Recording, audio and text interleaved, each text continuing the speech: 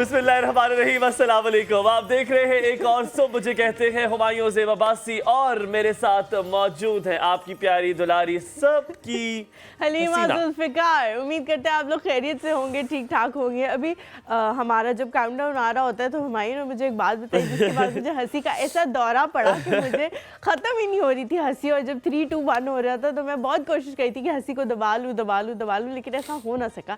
हुमायूं, मैं चाहती हूँ कि उस जुमले को मैं ख़राब ना करूँ, क्योंकि मैं बोलूँगी ना तो मुझे मेरी पंजाबी आपको पता ही है किधर तक है, तो फिर ख़राब हो जाएगा। वो मेरी आप बोलो वो जुमला प्लीज़ आवाम की पुरज़ोर फरमाइश पे। मेरी नानो जो है वो बोलती थी, तो मैंने एक फ्रेम बनवाई है, एक छोटी सी फ्रेम बनवाई है जिसमें मैंने लिखा है मेरा होसे या तावीज़ करावा। तो ये मुझे बड़ा मजे का लगता है। I like that frame, मुझे भी चाहिए ये। Do you want it? हाँ, अच्छा, मैंने बनवाई थी क्योंकि वो मेरी अक्सर नानो इस तरह की चीज़ें बोलती होती थी। तो अब जब नाना नाराज जाते थे तो अम्मा बताती थी कि जब नाना नाराज जाते थे तो अम्मा ये अक्सर जुमला बोला करती थी कि मेरा होसी है तावीज़ करावा। होसी तो आपका ही है ना, नाराज हुआ हुआ है। वो नाराज होते थे ना तो वो she used to say certain things, तो वो मुझे बड़ा मजे का लगता था। तो मैंने उसकी ना एक फ्रेम बनवाई है, और I'll get your frame, that frame। नहीं, आप मुझे बता दो कहाँ से बनती है। मैं नहीं, आप मुझे कैश दे देना। हाँ चलो, ये भी ठीक है ना, मुझे कैश दे देना। तो लेडीज जेंटलमैन, आज सुबह जब मैं अपनी बहन को छोड़ने के लिए जा रहा था तो अच्छा, आपने भी स्टोरी की भी है कि क्या आज बात करनी है? आपकी है? हाँ। चलो अच्छा, वैसे बता देता हूँ। हाँ। मैं अपनी बहन को जब छोड़ने के लिए जा रहा था तो वरा को मेरे वरा बातें करते हुए जाते हैं, तो मैंने कहा वरा मुझे बताओ कि मैंने कहा कोई टॉपिक तुम्हें जहन में है, कोई मजे की बात बताओ। मैंने कहा इसकी जनरेशन है, because we have 10 years of gap। Vara is 18 and I'm 10 years younger than you। वो 18 साल की है और वो मैंने और 11 years 11 साल का। नहीं, वो 18 साल का, मैं 28 का हूँ ना, तो वो नहीं भी 11, 12, 13। चलो जाओ यहाँ से, ठीक है। तो मेरा और उसका इतना डिफरेंस है। तो मैंने कहा वरा कोई टॉपिक है से मैं तुम्हारे कोई बात करूँ। मैंने कहा उस बारे में अगर तुम बात कहती हो तो मैं आज बात करती हूँ। कहती है मुझे, हाँ भाई, आपने कभी उस बारे में बात की है कि जो पेरेंट्स होते हैं उनके बच्चे जब उनको कोई चीज़ बताते हैं कि मैंने ये करना है, मैंने वो करना है, या कोई चीज़ मांगते हैं तो उनको लगता है वो बदतमीजी कर रहे हैं।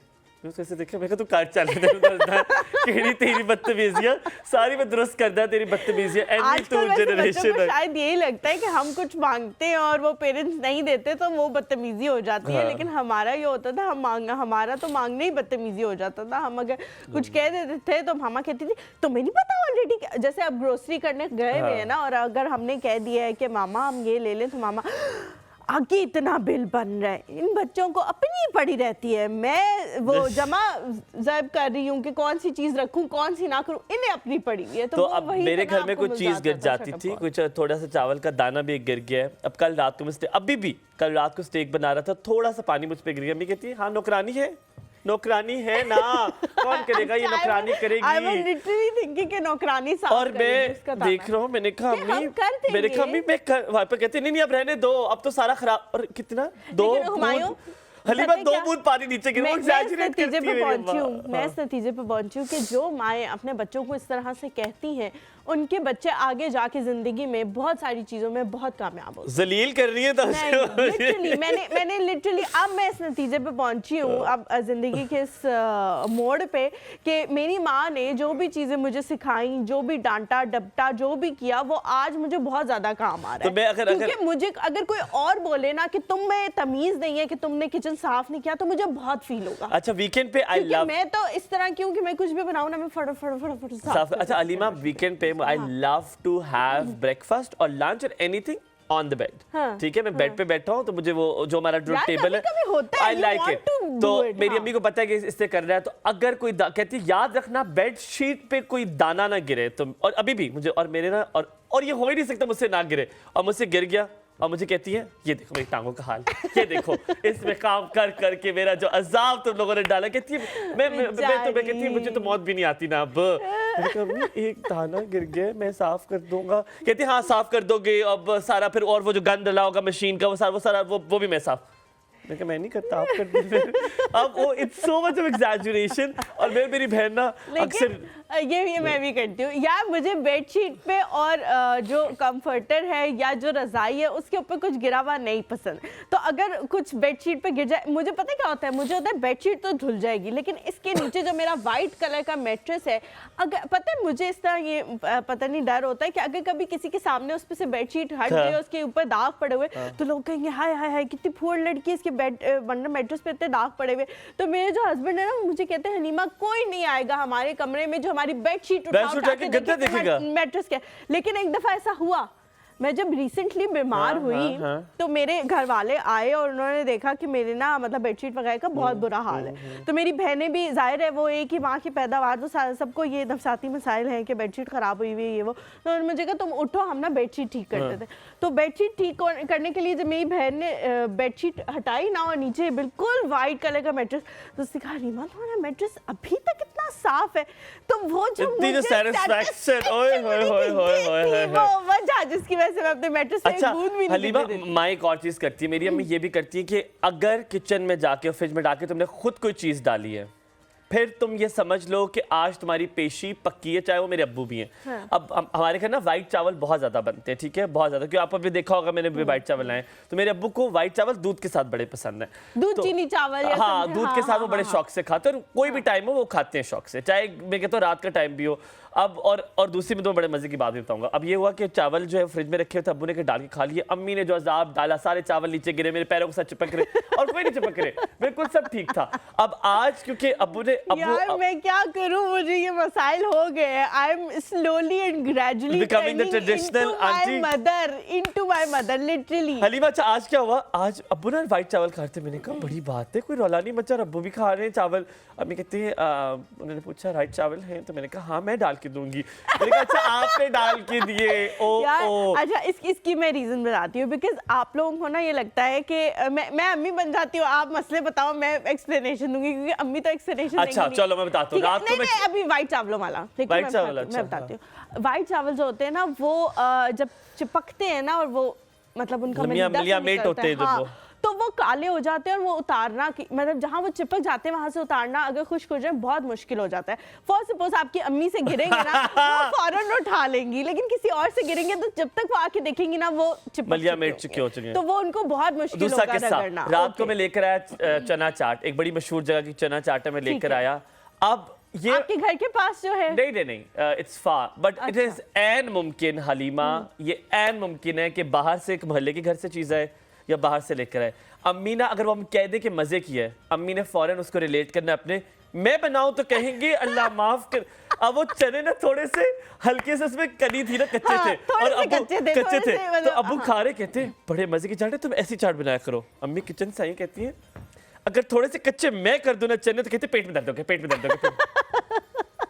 मैंने कहा अम्मा, मैंने कहा यार अभी मैंने कहा पर अभी थोड़े से चने कच्चे होने चाहिए। कहती है अगर मैं कच्चे कर दूं तो आज मुझे पेट में दर्द था ना सुबह, तो मैं कहती हूँ देखा चना चाट खाई, मैं इससे ज्यादा बेहतर बना लेती। और मोहल्ले से भी अगर चीज आ जाए ना अगर वो खा ले और कहें बहुत मजे की है, कहते तुम लोग इसी के काबिल, यही चीज खाने के काबिल हो। तो ये I don't understand why mothers do that. और आज भी करती हूँ मेरी बहन ने ना एक मुझसे सवाल यार, इसका पता है क्या इसका जो सॉल्यूशन है ना वो ये है कि जब वो बनाया करें ना तो आप लोग बहुत ज़्यादा तारीफ किया करो, बिकॉज मैं जब किसी के लिए कुछ बनाती हूँ ना तो मैं ऐसे होती हूँ कि ये बंदा खाएगा ना पहला ही नवाला लेगा, क्योंकि उसके पीछे बहुत मेहनत होती है। तो आप कहते हो कि bro what are you talking about. आप बताओ अगर मेरी अम्मी को ये तुम कभी ट्राई करके देखना, वो चीज़ खाओ और कहो मजे की है, उन्होंने सुन लिया कहती नहीं मजे की। आई हैव नो आइडिया, वो पहले जब भी उनको मजे की वो कहती है नहीं अच्छी, और अगर की तारीफ करते वो चली जाती है, और वो चली जाती है, वो तारीफ को ना कभी भी she does not know how to handle तारीफ। अच्छा मेरे घर में तो अब ये होता है कि जिस तरह मैं कोई भी चीज़ बनाती हूँ इकेजनली बनाती हूँ, मेरी कुछ सिग्नेचर चीज़ें हैं जो बड़ी मशहूर हैं, जैसा कि पिज़्ज़ा ब्रेड है, लजानिया है, क्या पता मैं बहुत अच्छा बनाती हूँ। अब जब मैं बनाऊंगी ना कभी कभार तो मैं हर किसी के आगे कहूँगी कि ये है वो हाथ जो तुमने चूमने हैं जनरली आगे से हर कोई हंस रहा होता है, लेकिन जो मेरा भाई है ना जब मैं उसके आगे करती हूँ ना तो वो थूक वाली जो आवाज़ ही होता है कि अभी थूक आने वाला है वो निकालने लग जाता है। तो एप्रिसिएशन जो है वो चाहिए होती है हर बंदे को, वो सोचता है कि पता नहीं इन लोगों को अच्छा लग भी रहा है या समझ नहीं आती। एक सवाल है, मुरव्वत में तो नहीं कह रहे कि अच्छा बना हुआ यार, माओ को ये भी लगता है एक सवाल तो नहीं कह रहे। हाँ एक सवाल है आप सबसे जो आप बैठे हुए भी उनसे भी, मुझे एक समझ नहीं आती, इमेजिन खुदा न खास्ता अगर दुनिया से माएँ निकाल दें, कुछ भी नहीं रहेगा पीछे यार। मुझे लगता है कुछ भी नहीं है, कुछ भी नहीं रहेगा। मतलब अगर आप माएँ निकाल दे, अभी मुझे आई स्टिल लव इट कि मेरी अम्मी इस सर्दी में भी ग्रिल पे खड़ी होती हैं, जब तक मैं और वरा गाड़ी से ओझल नहीं होते, शी इज स्टैंडिंग देयर। मुझे समझ नहीं आती अगर इस दुनिया से माएँ चली जाएं तो फिर क्या होगा। खुदा ना खास्ता अल्लाह ताला माओं को सेहत दे, लंबी जिंदगी दे और अल्लाह ताला उनकी सेहत में जिंदगी हम देखते रहे। वाकई हुमायूं ने बिल्कुल ठीक बात की है कि माएँ जो हैं वो बड़ा इंपॉर्टेंट पार्ट होती हैं किसी भी फैमिली का। जब मैं अगर अपना एक्सपीरियंस शेयर करूँ तो माशाल्लाह जब मैं अपने घर में थी तो मेरे अपने पेरेंट्स का यही हाल था कि जब तक मैं जा नहीं रही होती थी या पूछ रहे होते थे एंड तक जाते हुए ये उठा लिया। और अब जब मैं ससुराल में हूँ तो मेरी जो मदर इन लॉ है, हाँ। हुमायूं लिटरली वो खड़ी रहती है एंड तक कि ये एंड में ना इसको याद आएगा कि मैं कोई एक चीज़ भूल आई और फिर भागती हुई ऊपर जाएगी और फिर वापस आएगी।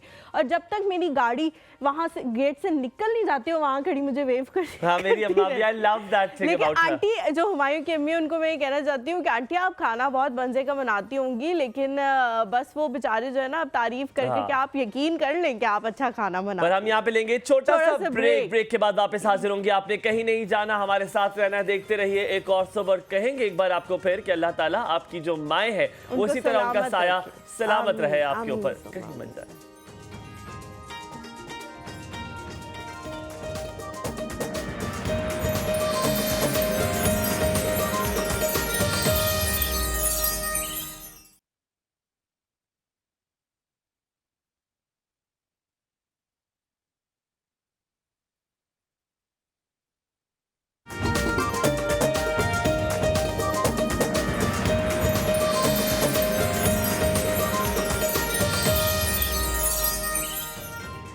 जी welcome back to the show.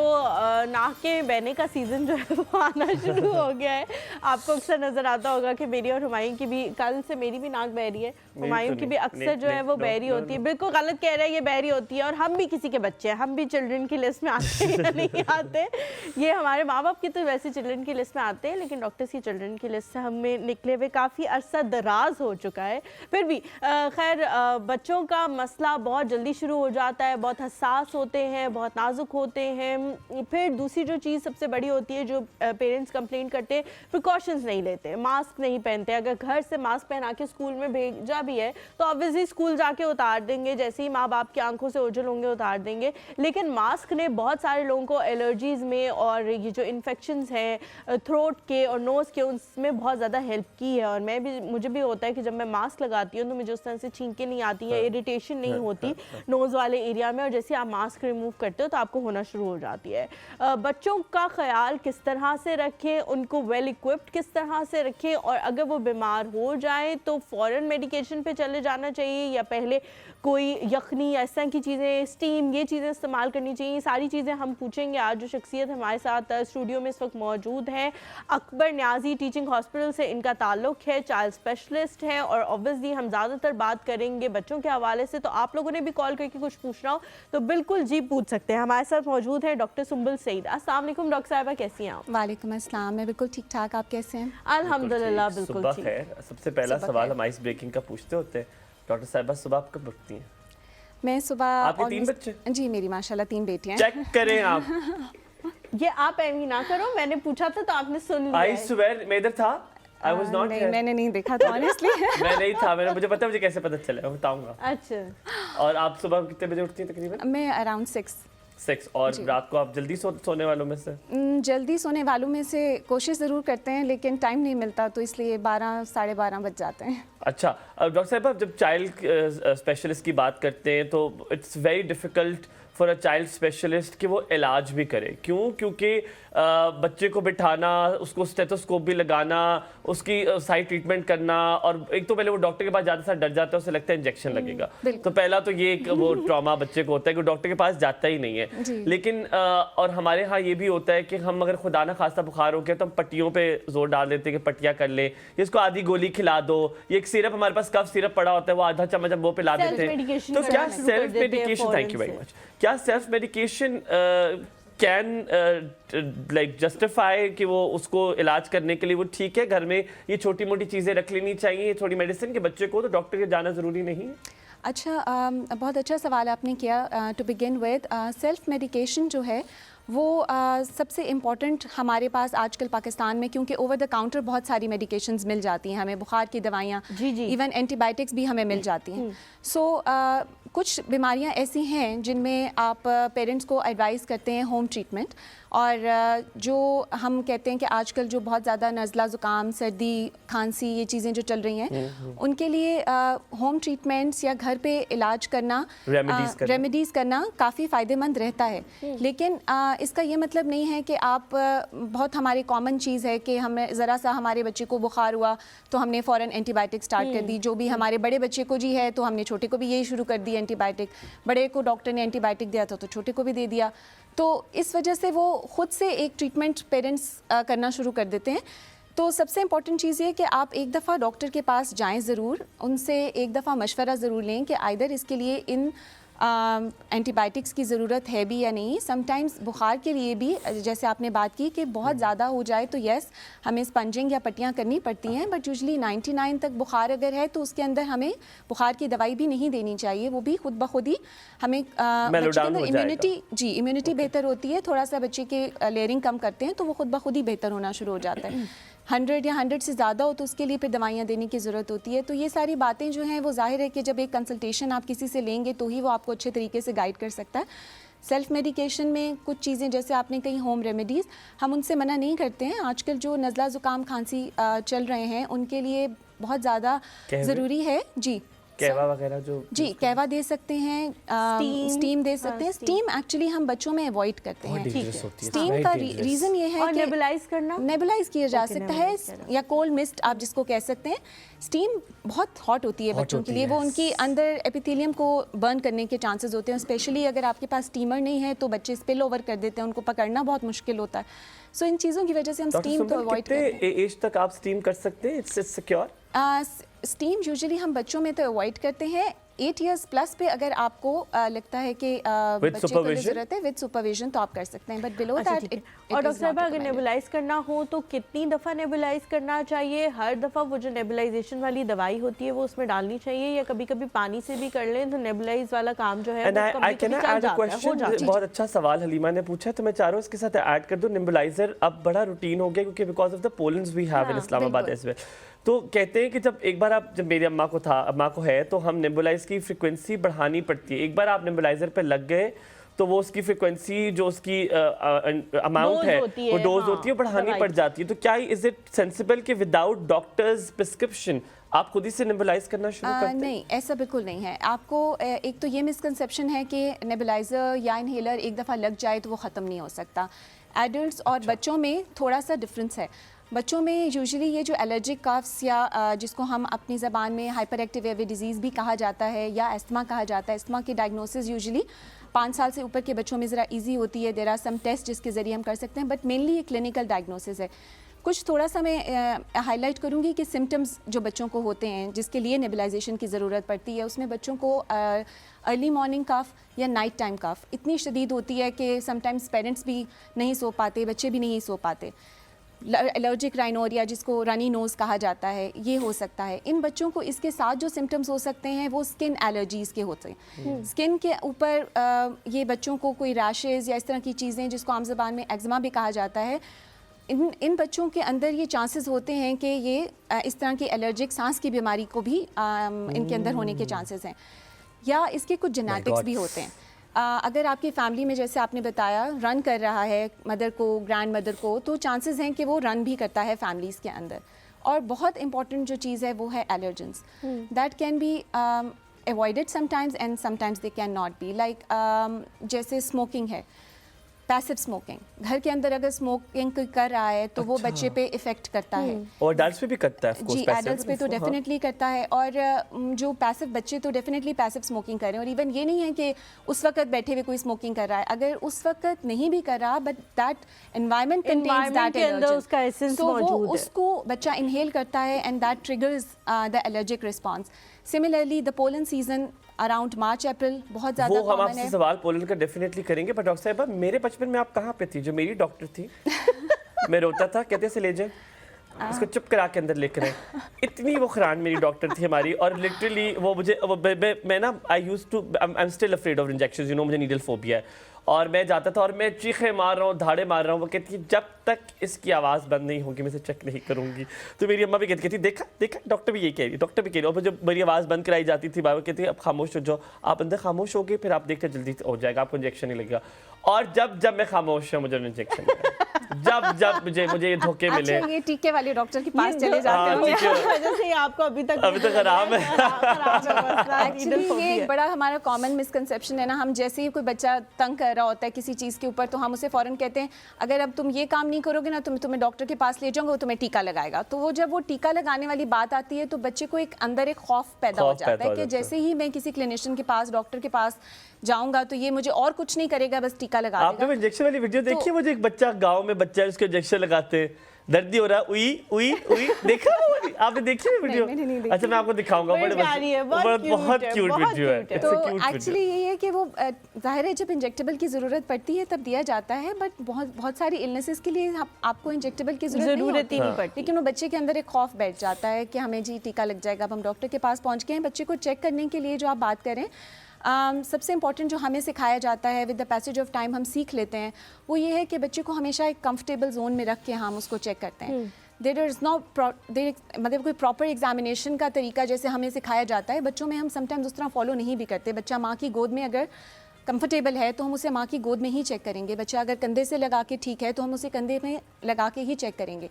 तो उस केस में हमारे लिए आसानी हो जाती है। With the passage of time हम बच्चों के साथ ट्यून इन हो जाते हैं और बच्चे हमारे साथ ट्यून इन हो जाते हैं और आराम से चेक करा लेते हैं, अल्हम्दुलिल्लाह। लेकिन वाकई जो हुमायूं ने बात की वो बहुत ज़्यादा वैलिड थी कि हमारे बचपन में इतने अच्छे डॉक्टर्स, इतने पोलाइट डॉक्टर्स नहीं हुआ करते थे। आई रिमेंबर कि जो हमारे चाइल्ड स्पेशलिस्ट, आपको अभी मिल के पोलाइट, मुझे अभी भी नहीं मिले। मैं तो शी इज सो स्वीट, मतलब मैं तो दिल चाह रहा है मैं बीमार होकर चेक करा लूं। जो चाइल्ड स्पेशलिस्ट थे उनकी कुर्सी जैसे कुर्सी है तो इसके पीछे एक बोर्ड लगा हुआ था, बच्चे पतले ही अच्छे, और जैसे ही कोई मोटा बच्चा उनके क्लिनिक में आता था वो कहते थे इसे ले जाए, इसका वजन कब करा के लाएं। और people were very feel humiliated कि भाई हमारा बच्चा हम जैसे गोलू, चलो करा लेना फिर वजन का। अगर एलर्जी का भी साथ में आप मुझे वो बता दें कि जो एलर्जीज हैं उसका टेस्ट कराना ज़रूरी है, कैसे पता चलेगा कि बच्चों को एलर्जी है? इसी के साथ ऐड कर दूँ सवाल अगर आपकी इजाज़त हो तो। न्यू बॉर्न बेबीज़ हैं वो बहुत जल्दी बीमार पड़ते हैं, बहुत ज़्यादा बीमार पड़ते हैं। आप जब भी कहते यार इसके पेट में दर्द है, इसका ये, उधर सेल्फ रेमेडीज होनी चाहिए, वहाँ पे भी एलर्जी टेस्ट कराने चाहिए या डॉक्टर के पास फौरन भागना चाहिए? एक चाइल्ड स्पेशलिस्ट क्या कहता है? जी गुड क्वेश्चन, बहुत अच्छा, जी वेरी गुड, बहुत अच्छा सवाल किया आपने। मैं दोबारा आपकी तारीफ कर देती हूँ। जी बिल्कुल, बहुत अच्छा सवाल किया आपने। एक्चुअली ये जो पहली बात क्वेश्चन का पार्ट है जो एलर्जिक टेस्टिंग जो होती है वो रूटीनली रिकमेंडेड नहीं है।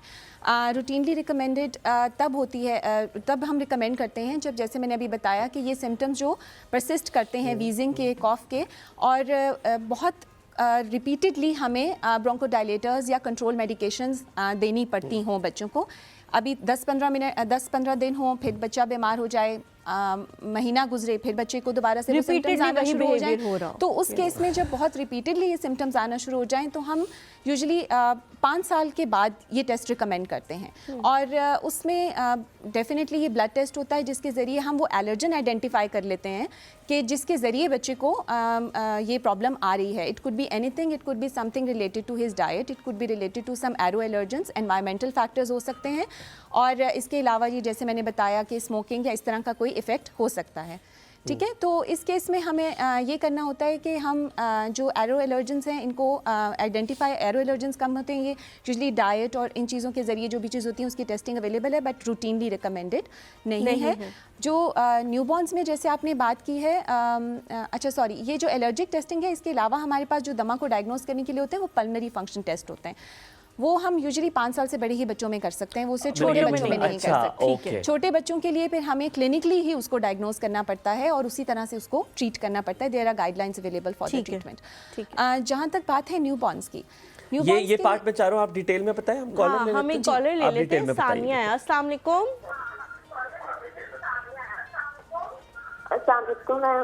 वालेकुम अस्सलाम। सानिया, टीवी का वॉल्यूम प्लीज जल्दी से बंद कर दें। मुझे डॉक्टर साहबा से बात करनी है। जी डॉक्टर साहबा सुन रही हैं, करें। अस्सलाम वालेकुम। अस्सलाम वालेकुम। वालेकुम अस्सलाम। जी मेरा ना बेटा है 5 मंथ का। कितने मंथ्स का? कितने मंथ्स का? 5 मंथ्स का बेबी है। जी जी। जी उसे हमने सीरिलैक लगाया ना, तो वो जब भी खाते उसे एलर्जी हो जाती है, फेस के गिर जैसे हो जाता है जैसे।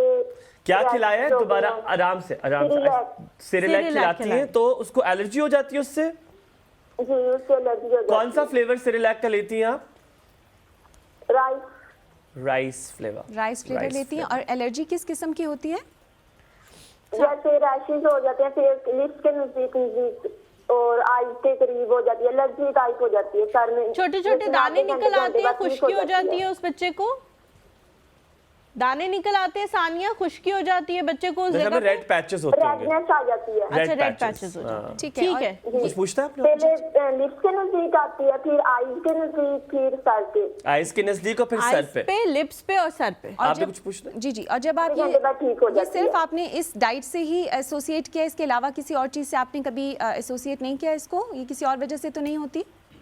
नहीं, जब भी सीरिलैक खिलाऊं ना तब होती है, वैसे और तो चीज खिलाई नहीं अभी तक ना, अभी सीरिलैक लगाया है। अच्छा, सेरेलैक अच्छा, आप और- किस चीज़ में बनाती हैं? पानी में बना रही हैं या दूध में बना रही हैं? हाँ I knew. पानी में। पानी में। पानी। ठीक है। और सानिया कितनी देर में ठीक होता है बच्चा? आधा घंटे बाद। आधे घंटे आधा घंटे बाद ठीक हो आधे गया। घंटे ठीक है, बाद थैंक यू जी, thank you so much for calling. अब that's a wonderful question and I knew you because I have allergies too. मुझे लगा दूध के साथ करती हूँ, अक्सर आपको हाँ, लैक्टोज इंटॉलरेंट भी होते हैं आप। या हमारे साथ सबसे कराची से- इम्पोर्टेंट आपने रुकना है, कॉलर्स बड़ी हैं। हम एक वक्त में कॉल सवाल ले लेंगे। अस्सलाम वालेकुम याहिया। वालेकुम अस्सलाम, good morning. Good morning. morning. कैसे हैं आप? अल्हम्दुलिल्लाह, good morning to your doctor साहब also and Thank you, good morning. Humayun ने माँ के से शुरू किया ना, तो यकीनन माँ के बगैर कोई जिंदगी नहीं है। अगर माँ नहीं है तो कुछ भी नहीं है। तो एक तो ये बात, और दूसरी बात, हनीमा मैं आपकी सास को सलाम पेश करना चाहूंगा और आपको सलाम पेश करना चाहूंगा। बहुत कम होता है कोई बहू अपनी सास की तारीफ करे, बहुत रेयर होता है। जन्नती है वो, जन्नती। सोचे बहू तारीफ कर रही है तो कितनी अच्छी होंगी। मैं आपकी माँ को और आपकी सास को दोनों को सलाम करना एक्सक्यूज मी माय यार मदर आपका आल्सो। हो गया है ना, आप क्यों मेरी माँ बीच की में तो सलाम काट नहीं रहे हो? किया ना, मेरी माँ को सलाम नहीं पेश सलाम। किया। यार आपकी माँ को तो मैं बहुत सलाम हूँ, जितने इतने प्यारे बच्चे को जन्म दिया। बहुत Thanks. उनको मेरी तरफ सलाम हो। थैंक्स। जो इतनी मोहब्बत करने वाला बच्चा है उसको, उनको भी बहुत सलाम हो। डेफिनेटली मेरा उनका भी सलाम हो। अच्छा, क्योंकि coming back to the topic, doctor साहब से बात करना मैं चाहूंगा। डॉक्टर साहब, मुझे 2 सवाल मेरे जहन में, वो सवाल ये, एक तो ये कि बच्चा, क्योंकि जाहिर बात है छोटा बच्चा होता है, वो उसका कुछ इतना ज्यादा आप एक गैस ही कर सकते हो, बोल नहीं सकता। लेकिन जो जनरल फिजिशियंस होते हैं हमारे, जाहिर है उनके पास जाते हैं तो सारे जनरल फिजिशियन इतने पेडियाट्रिक्स तो होती नहीं, वो सारी बात उनको इतनी नॉलेज नहीं होती। तो बाज़ औक़ात ये होता है कि वो बच्चों को भी एंटीबायोटिक्स देना शुरू करते हैं, जो बड़ी मुश्किल, जो आगे जाके ट्रबल हो जाती है। तो ये जो हमारे जो जनरल फिजिशियन है, इनको कितनी ट्रेनिंग देने की जरूरत है बच्चे को टेक केयर करने के लिए? एक तो ये। ठीक है। दूसरा सवाल ये कि हम जो गुट्टी पिलाते हैं बच्चों को, हम तो बचपन में हमने सीखा था कोई शहद चढ़ा दिया, कुछ चढ़ा देते हैं, बहुत सी ऐसी चीजें होती हैं जो पर्टिकुलर शहद। तो लेकिन मैं आजकल कुछ डॉक्टर से सुन रहा हूँ कि ये नहीं करना चाहिए, तो what is wrong with that? फिर हम क्या करें? Very good question, thank you जी, thank you so much Aiya for calling. हम यहाँ पे एक छोटा सा डॉक्टर साहब ब्रेक लेते हैं, आपकी इजाजत है? जी जी बिल्कुल। ठीक है, हम यहाँ पे एक छोटा सा ब्रेक लेते हैं, जल्दी से वापस आएंगे और आपके सवालों को शामिल करेंगे। और अगर आप लोग सवाल कोई पूछना भी चाहें तो पूछ सकते हैं। अभी डॉक्टर साहब हमारे साहब साथ ना नहीं कर मौजूद देती, हैं। मैं देखता है कैसे Thank ब्रेक you। ना लेती। नहीं, मैं ना लेती।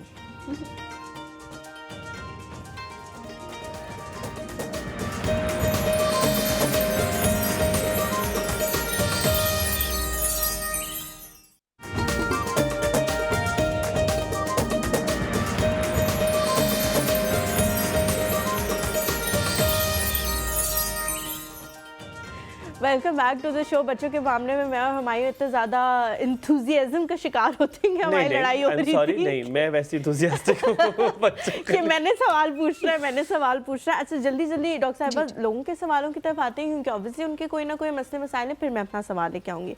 5 महीने की जो बच्ची है उसको राइस फ्लेवर का सेरेलैक खिलाया जाता है, तो बच्ची को आधे घंटे एलर्जी हो बाद जाती है। रैश ठीक भी हो जाता है। अच्छा, सबसे पहले तो इम्पॉर्टेंट बात यह है कि 5 महीने is not the age to start weaning.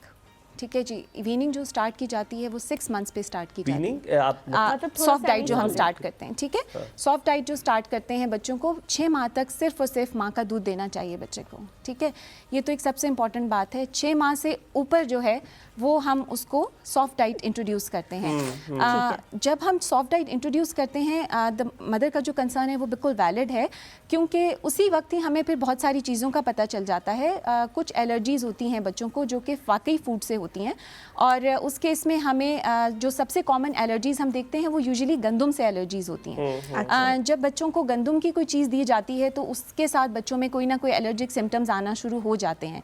तो इस केस में जिस तरह से ये मदर बता रही हैं कि इनको राइस के जो है उसके साथ इनको होना शुरू हो गया, तो आई वुड रादर रिकमेंड कि आप अभी 1 मंथ और वेट करें। बच्चा जब 6 माह का हो जाए उसके बाद उसे एक तो डाइट इंट्रोड्यूस कराएं, और उसके बाद आप देखें कि क्या वाकई इनको सिर्फ इस सेरेलैक के अंदर जो प्रोडक्ट है, क्योंकि वो एक फॉर्मुलेटेड प्रोडक्ट है, हो सकता है there are more ingredients in it. So ठीक है, और वैसे मैंने आपने पहले भी कह दिया था कि 5 महीने में देना भी नहीं चाहिए। हम जल्दी से आपके चाहेंगे सवालों के जवाब दें, हम कॉलर्स भी लेते हैं, आप जल्दी जवाब देने आप ले लें। डॉक्टर साहब बहुत लोग इंतजार कर रहे हैं, तो आप थोड़ा कोशिश कीजिएगा। एक तो जीपी के पास वो जाए या ना जाए, उनको वेल इक्विप्ड होना चाहिए। कॉल कामरान की ले लेते हैं पहले, फिर मेरे ख्याल में 2 कॉलर्स हैं। हाँ, तो पहले कामरान की ले चलिए जी, हम पहले फिर कॉल लेते हैं। अस्सलाम वालेकुम। वालेकुम जी कामरान साहब, क्या पूछना चाह रहे हैं? जी मैडम, मैं अटक से बात कर रहा हूँ, कमरान। जी भाई। जी मैडम, मैंने डॉक्टर साहब से पूछा था, मेरी बेटी की एज है 3 साल। 3 साल, ओके परफेक्ट। तो मैडम जब उसकी उम्र थी 2 महीने तो उसको दिल का मसला हुआ था, सेकेंड में एसडी। ठीक है, अच्छा जी। Secondary VSD, secondary VSD heart problem है। सेकेंडरी सेकेंड में एसडी, सेकेंड में एसडी। ठीक, अच्छा ठीक है। आर्शल सेकेंड में डिफेक्ट जी, कोई जी। तरह। तो मैडम अभी वो जो उसको ये मसला होता है कि रात को वक्त जब ये खाने के बाद नींद के बाद जब उठता है, यानी कि सोया होता है, फिर दोबारा जब ये अचानक जाग जाता है तो उसको एलर्जी वगैरह बहुत ज्यादा, खांसी वगैरह बहुत ज्यादा करता है। अच्छा ठीक है। तो जो चीज खाई होती है वो उल्ट के कर लेते हैं। ठीक है। तो आपकी बेटी है ना? बेटी की बात करें जी, बेटी की बात कर रहे हैं ना? ये बेटा है, हैदर नाम है, बेटे की बात करो। अच्छा, 3 साल का बेटा है आपका जिसको ये मसला है? जी जी ठीक है, ओके ठीक है। Okay okay. अब कुछ पूछना चाहिए डॉक्टर साहब? नहीं, ठीक है। ठीक है, thank you so much Kamran साहब फॉर कॉलिंग। अनीका की कॉल है। अस्सलाम वालेकुम अनीका, सुबह खैर, क्या हाल चाल? वालेकुम अस्सलाम। मैं ठीक, आप सुनाएं, आप लोग बहुत अच्छे लगे माशाल्लाह, आज बहुत फ्रेश एक्टिव। बहुत शुक्रिया, बहुत शुक्रिया। बताएं क्या सवाल पूछेंगी? मैंने सवाल पूछा था, मेरे 2 बेटे हैं, एक तो है 4 साल का और एक है तकरीबन 1.5 साल का ना।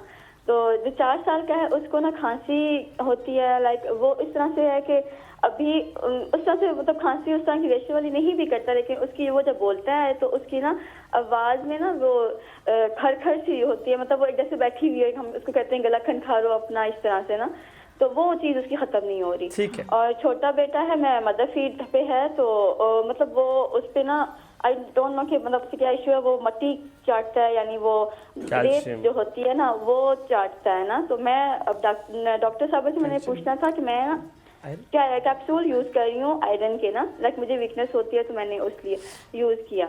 तो अगर वो मतलब उसको मेरे बेबी को कोई मतलब दूध में कोई इसको ऐसे नुकसान तो नहीं होगा ना, तो मुझे किस चीज की वो करनी पड़ेगी ना, एहतियात करनी पड़ेगी। तो ठीक है, thank you so much Anika for calling. Kashif Rana, अस्सलाम वालेकुम।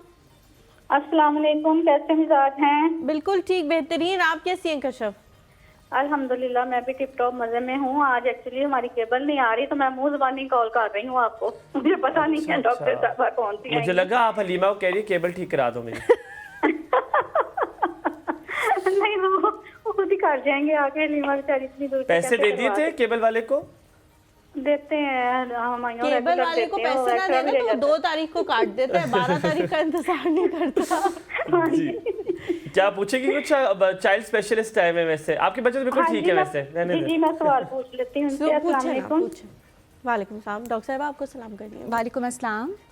डॉक्टर साहब, मेरा सवाल है कि जैसे विंटर्स चल रहे हैं तो बच्चों को कौन सी ऐसी ग़िज़ाएं दें कि उन तबीयत उनकी ठीक रहे, सेट रहे हैं बच्चे, क्योंकि खांसी वगैरह हो जाती है इस सीजन में। मेरे बच्चों को तो बहुत जल्दी होती है, गले खराब। तो अंडे का मैंने पूछना था, अंडा रेगुलर बेसिस पे हम बच्चों को दे सकते हैं? और दूसरा मैंने दूध का पूछना है, दूध कितना यूजफुल है बच्चों की ग्रोथ के? ठीक है जी, thank you so much Kashif for calling. हमारे साथ है हुमा। अस्सलाम वालेकुम। हुमा, क्या हाल चाल? सुबह खैर। वालेकुम अस्सलाम, अल्हम्दुलिल्लाह। आप सब कैसे हैं? सुबह खैर। बिल्कुल ठीक, सुबह खैर। क्या पूछना चाहोगे आप? अच्छा, मुझे डॉक्टर साहब से सवाल करना है। अस्सलाम वालेकुम डॉक्टर साहब। जी वालेकुम अस्सलाम। हमसे कौन करता है सवाल? जी वो डॉक्टर साहब, मेरा सवाल ये है कि मेरी बच्ची 5 ईयर ओल्ड है, तो ये जैसे उसको है ना थोड़ा खांसी का है इशू।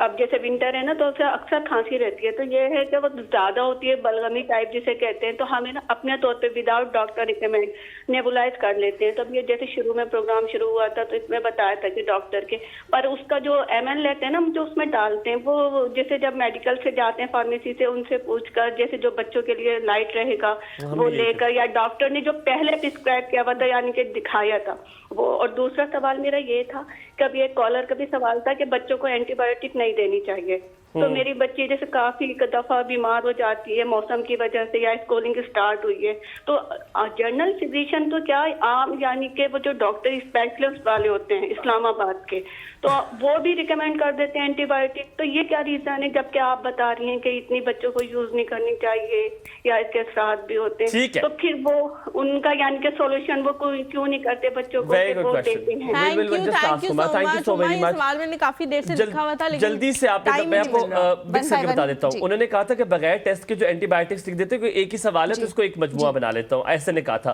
कि बगैर टेस्ट के जो एंटीबायोटिक्स ले लेते हैं उसके लिए ये नहीं होता कि प्रॉपर डॉक्टर के पास जाना चाहिए, डॉक्टर के पास जाते हैं वो भी एंटीबायोटिक्स लिख के दे देते हैं, या आज द सेम क्वेश्चन कि हम कभी कभी जनरल फिजिशियन के पास जाते हैं वो भी आपको एंटीबायोटिक्स लिख देते हैं। तो इन तीनों का जल्दी से जवाब आप इसी के बीच में एक और सवाल शामिल कर लें। कभी कभी आप जब डॉक्टर को बताते हो कि मैं ठीक नहीं हो रहा हूँ और मेरी तबीयत खराब हो रही है, पेट भी लूज हो गया, वो एंटीबायोटिक के बीच में ही चेंज कर देते हैं कि इसको छोड़ो ये ले लो। अच्छा, इन सब बातों का एक ही जवाब है और वो ये है कि एंटीबायोटिक्स का यूज़ सिर्फ और सिर्फ आप स्पेशलिस्ट को चेक कराने के बाद ही शुरू कर सकते हैं। अगर वो रिकमेंड करता है किसी बैक्टीरियल इन्फेक्शन को देखते हुए तो डेफिनेटली एंटीबायोटिक का रोल है, बट मोस्टली इलनेसेस वायरल ही होती हैं।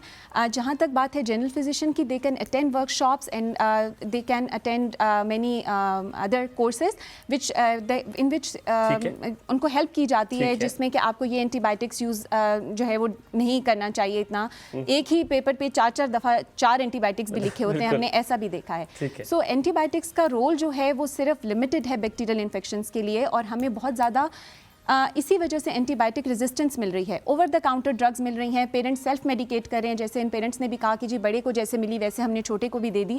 तो ये सेल्फ मेडिकेशन एंटीबायोटिक्स की जो है वो बहुत ज़्यादा बिल्कुल ये एंटीबायोटिक की रेजिस्टेंस क्रिएट कर रही है, और इस केस में हमें अवॉइड करना चाहिए। अगर कोई इस तरह से कर रहा है तो definitely it's a wrong doing. हाँ, अगर कोई डेफिनेटली बच्चे को एग्जामिन करने के बाद उसे कोई साइन एंड सिम्टम मिलते हैं बैक्टीरियल इन्फेक्शंस के, तभी एंटीबायोटिक शुरू की जाती है। अगर ये हो कि बड़े बच्चे को वही है और फिर आपके छोटे बच्चे को भी हो गया, आप कॉल पे डॉक्टर को बता रहे हो कि उसके सारे सिम्टम्स वही हैं, सब कुछ है, तो अगर डॉक्टर कहे कि वही चीजें रेप्लिकेट कर दें तब इट्स ओके फाइन। देखिए डॉक्टर्स जो है ना वो यूजुअली हमारे पास अब फैसिलिटी आ गई, हमारे अपने हॉस्पिटल में भी अकबर न्याजी में भी टेलीमेडिसिन। जी। So that is helping. उसमें आप थोड़ा सा पेरेंट्स को देख लेते हैं, बच्चे को देख लेते हैं, और उस केस में आप आप अवॉइड बता सकते हैं, बट स्टिल सेल्फ मेडिकेशन नहीं जब तक डॉक्टर से कंसल्ट। कामरान का सवाल था, 3 साल का बेटा है उनका, वो जो हार्ट प्रॉब्लम था वो आपने सुना भी था, वो क्या करें वो सर 2 महीने। अच्छा, सेकेंडम AST एक ऐसी दिल की बीमारी है जिसको हम आम ज़बान में दिल में सुराख कहते हैं, और ये समटाइम्स बच्चों को हमें रूटीन फिजिकल एग्जामिनेशन पे मिल जाती है। बहुत दफ़ा इसके लिए बहुत ज़्यादा ट्रीटमेंट करने की ज़रूरत नहीं पड़ती है, लेकिन समटाइम्स सर्जरीज़ की ज़रूरत पड़ जाती है, जिसको हम इसके लिए क्लोजर कराना पड़ता है। जो भी कंजेनिटल हार्ट जो होती है डिजीज़, उसके साथ रिस्क बढ़ जाते हैं किसी भी चेस्ट इन्फेक्शन के। इस वजह से इनके बेबी को भी हो सकता है कि ऐसा कोई सिम्टम हो जो कि चेस्ट इन्फेक्शन बढ़ा रहा हो, बिकॉज ऑलरेडी एक प्रीडिस्पोजिंग कंडीशन है। बट ऐसा भी हो सकता है कि ये वही एलर्जिक सिम्टम्स हों। अगर एक बच्चे को कंजेनिटल हार्ट है तो इसका ये मतलब नहीं है कि उसको एलर्जिक सिम्टम्स नहीं हो सकते, तो वो हो सकता है कि वो एलर्जिक सिम्टम्स ही हों, जो कि जिस तरह से बता रहे हैं कि रात में इतनी ज़्यादा होती है कि वो कफ कर करके वॉमिट कर देता है।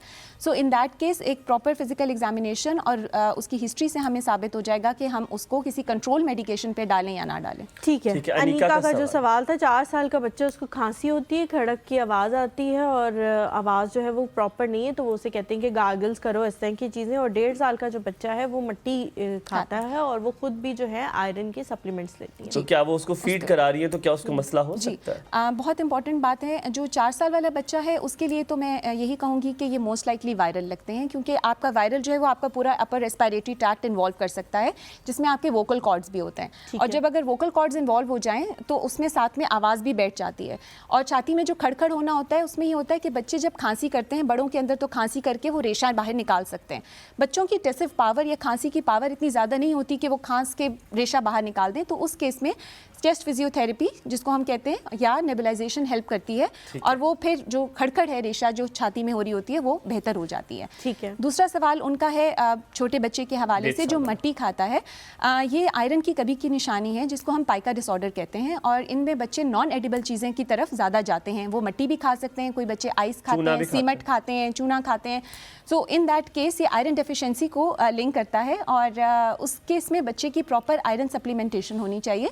और ये बच्चा चूना खाने जी, वाला और जो मदर ये खाए वो बच्चा मिट्टी खाई हुई सीमेंट जी वो नॉन एडिबल चीज़ों की तरफ उनका ज़्यादा रुझान होता है। और इसके साथ मदर अगर आयरन डेफिशिएंसी, मदर ने कहा जैसे वो मदर फीड पे हैं तो ये बहुत अच्छी बात है। जब बच्चे माँ का दूध पी रहे होते हैं तो मदर की अपनी नरिशमेंट, विटामिन्स, मिनरल्स, आयरन बहुत ज़्यादा ज़रूरी है क्योंकि अगर मदर डेफिशिएंट है तो वो डेफिशिएंसी बच्चे के अंदर भी जाएगी। तो मदर को बिल्कुल चाहिए कश्यप का सवाल मेडिकेशन लें। ठीक है, कश्यप का सवाल था, वो कह रही थी कौन सी विंटर में ग़िज़ाएं खानी चाहिए जो कि बच्चों के लिए बेहतर है, साथ में दूध और अंडा रेगुलर का। और साथ में एक क्वेश्चन इसके साथ मैं ऐड करता हूँ, उन्होंने कहा था कि दूध से ग्रोथ होती है।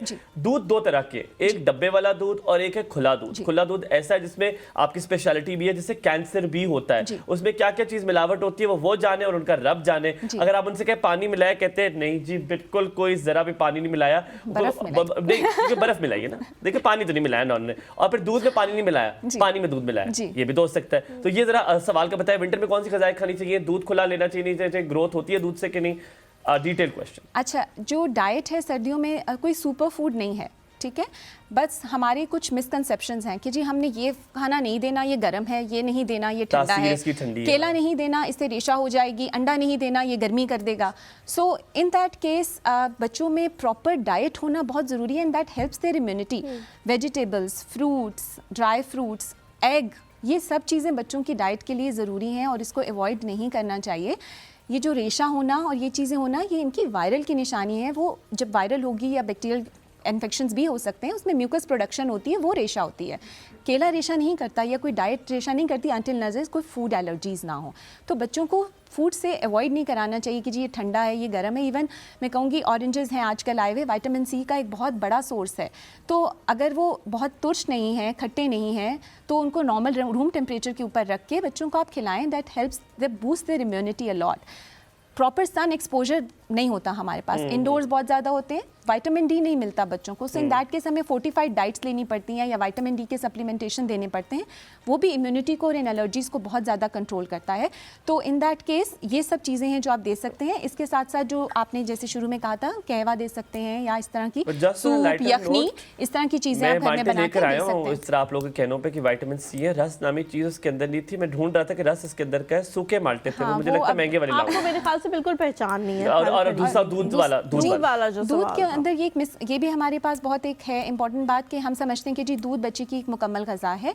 जब बच्चा 1 साल का हो जाता है तो उसके बाद दूध उसकी ग़िज़ा में सिर्फ 1 गिलास इनफ है, बाकी टाइम उसको प्रॉपर डाइट लेनी चाहिए। Thank you so much doctor साहिबा। माएँ जो है, मैं कहती हूँ आफरीन है आप माओं पे, सिर्फ बोतलें भर भर के बच्चों को दूध की दे रही हैं, उसके अलावा कुछ खिलाने में आप इंटरेस्टेड नहीं। और वो होता ये है कि बच्चे की भूख भी ख़त्म हो जाती है। उसमें जो इम्पॉर्टेंट बात है, जैसे आपने खुले दूध की बात की, तो जो काऊ मिल्क है या बुफलो मिल्क है या इवन गोट मिल्क, हमारे गांव में, हमारे विलेजेस में ये बहुत ज़्यादा कॉमन मिसकंसेप्शन है।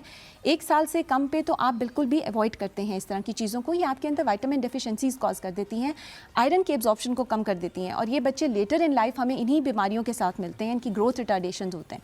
तो इसलिए 1 ईयर से कम पे तो आप बिल्कुल अवॉइड करें कोई भी खुला दूध, और स्पेशली काऊ मिल्क या बुफलो मिल्क या आप कह लें गोट मिल्क, ये अवॉइड करना चाहिए। 1 ईयर प्लस पे आपको डेफिनेटली ये जो अनहाइजीनिक किस्म के मिल्क्स हैं ये बिल्कुल नहीं देने चाहिए। और टेट्रा पैक वाले जी उसको आप दे सकते हैं, लेकिन in that case make sure कि वो प्रॉपर्ली मिल्क ही है, कोई फोर्टिफाइड चीज़ें नहीं है। या फिर और बहुत सारी हमारे पास वाइटनर भी नहीं है, नहीं एग्जैक्टली टी वाइटनर लेते हैं बहुत सारे लोग मिल्क की फॉर्म में कि जी बच्चा दूध, शुक्र है वो तो कोर्ट ने हल कर दिया कौन सा टी वाइटनर और कौन सा मिल्क। आखिर में से बता दें, रात को दूध पीना, हम ब्रेक लेते हैं, रात को दूध पीना ठीक होता है? अक्सर हमें रात को गर्म दूध देते, बेटा दूध पीना सो जाओ। अच्छा, रात को दूध दिन में किसी भी टाइम नहीं, आप बच्चों दूध की पी बात कर सकते रहा हैं। जो इम्पोर्टेंट बात है वो ये है कि रात के वक्त जब आप मिल्क इनटेक देते हैं बच्चों को तो उसके बाद उनकी टीथ ब्रशिंग बहुत ज़्यादा ज़रूरी है, वरना वो मिल्क पूरी रात मुंह में रहता है और वो कैरीज बन जाती है। ब्रश करके दूध जलेबी खा ली थी। I did not know. Let's take a break है, ब्रेक के बाद वापस आते हैं। कीमत जाएगा, हमारे साथ रहिएगा।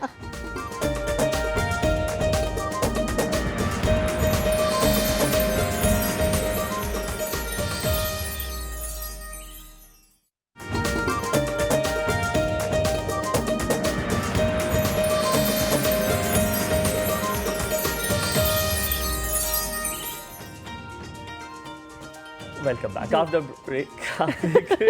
एक और तो जिंदा हूँ मैं, सो नहीं रहा, मैं भी कभी भी आ जाता हूँ, इतना बेहोश नहीं हूँ। अच्छा चलो, अच्छी बात है। क्या देख बाल देख अच्छे लग रहे हैं। अच्छे लग रहे हैं। Thank you. जल्दी से बता दे, नेबुलाइजर का हुमा ने पूछा था कि नेबुलाइजर देते हैं, वो कहती वो हम कंपाउंडर में कहते हो तो उनसे कंपाउंडर से पूछ लेते कि यार ये बताएं। नहीं फार्मेसीज पे जो लोग खड़े हुए यार उन्हें कंपाउंडर ही कहते हैं यार, ये पता नहीं उन्हें से रूट में कहते होंगे। हाँ, तो उनसे पूछते थे कि यार कितनी बच्चा है तो कितनी देख इंटेंसिटी, कहते इतना सा डाल दे ठीक है, तो क्या वो ठीक है? और 5 साल की नूर है। नहीं है एक्चुअली।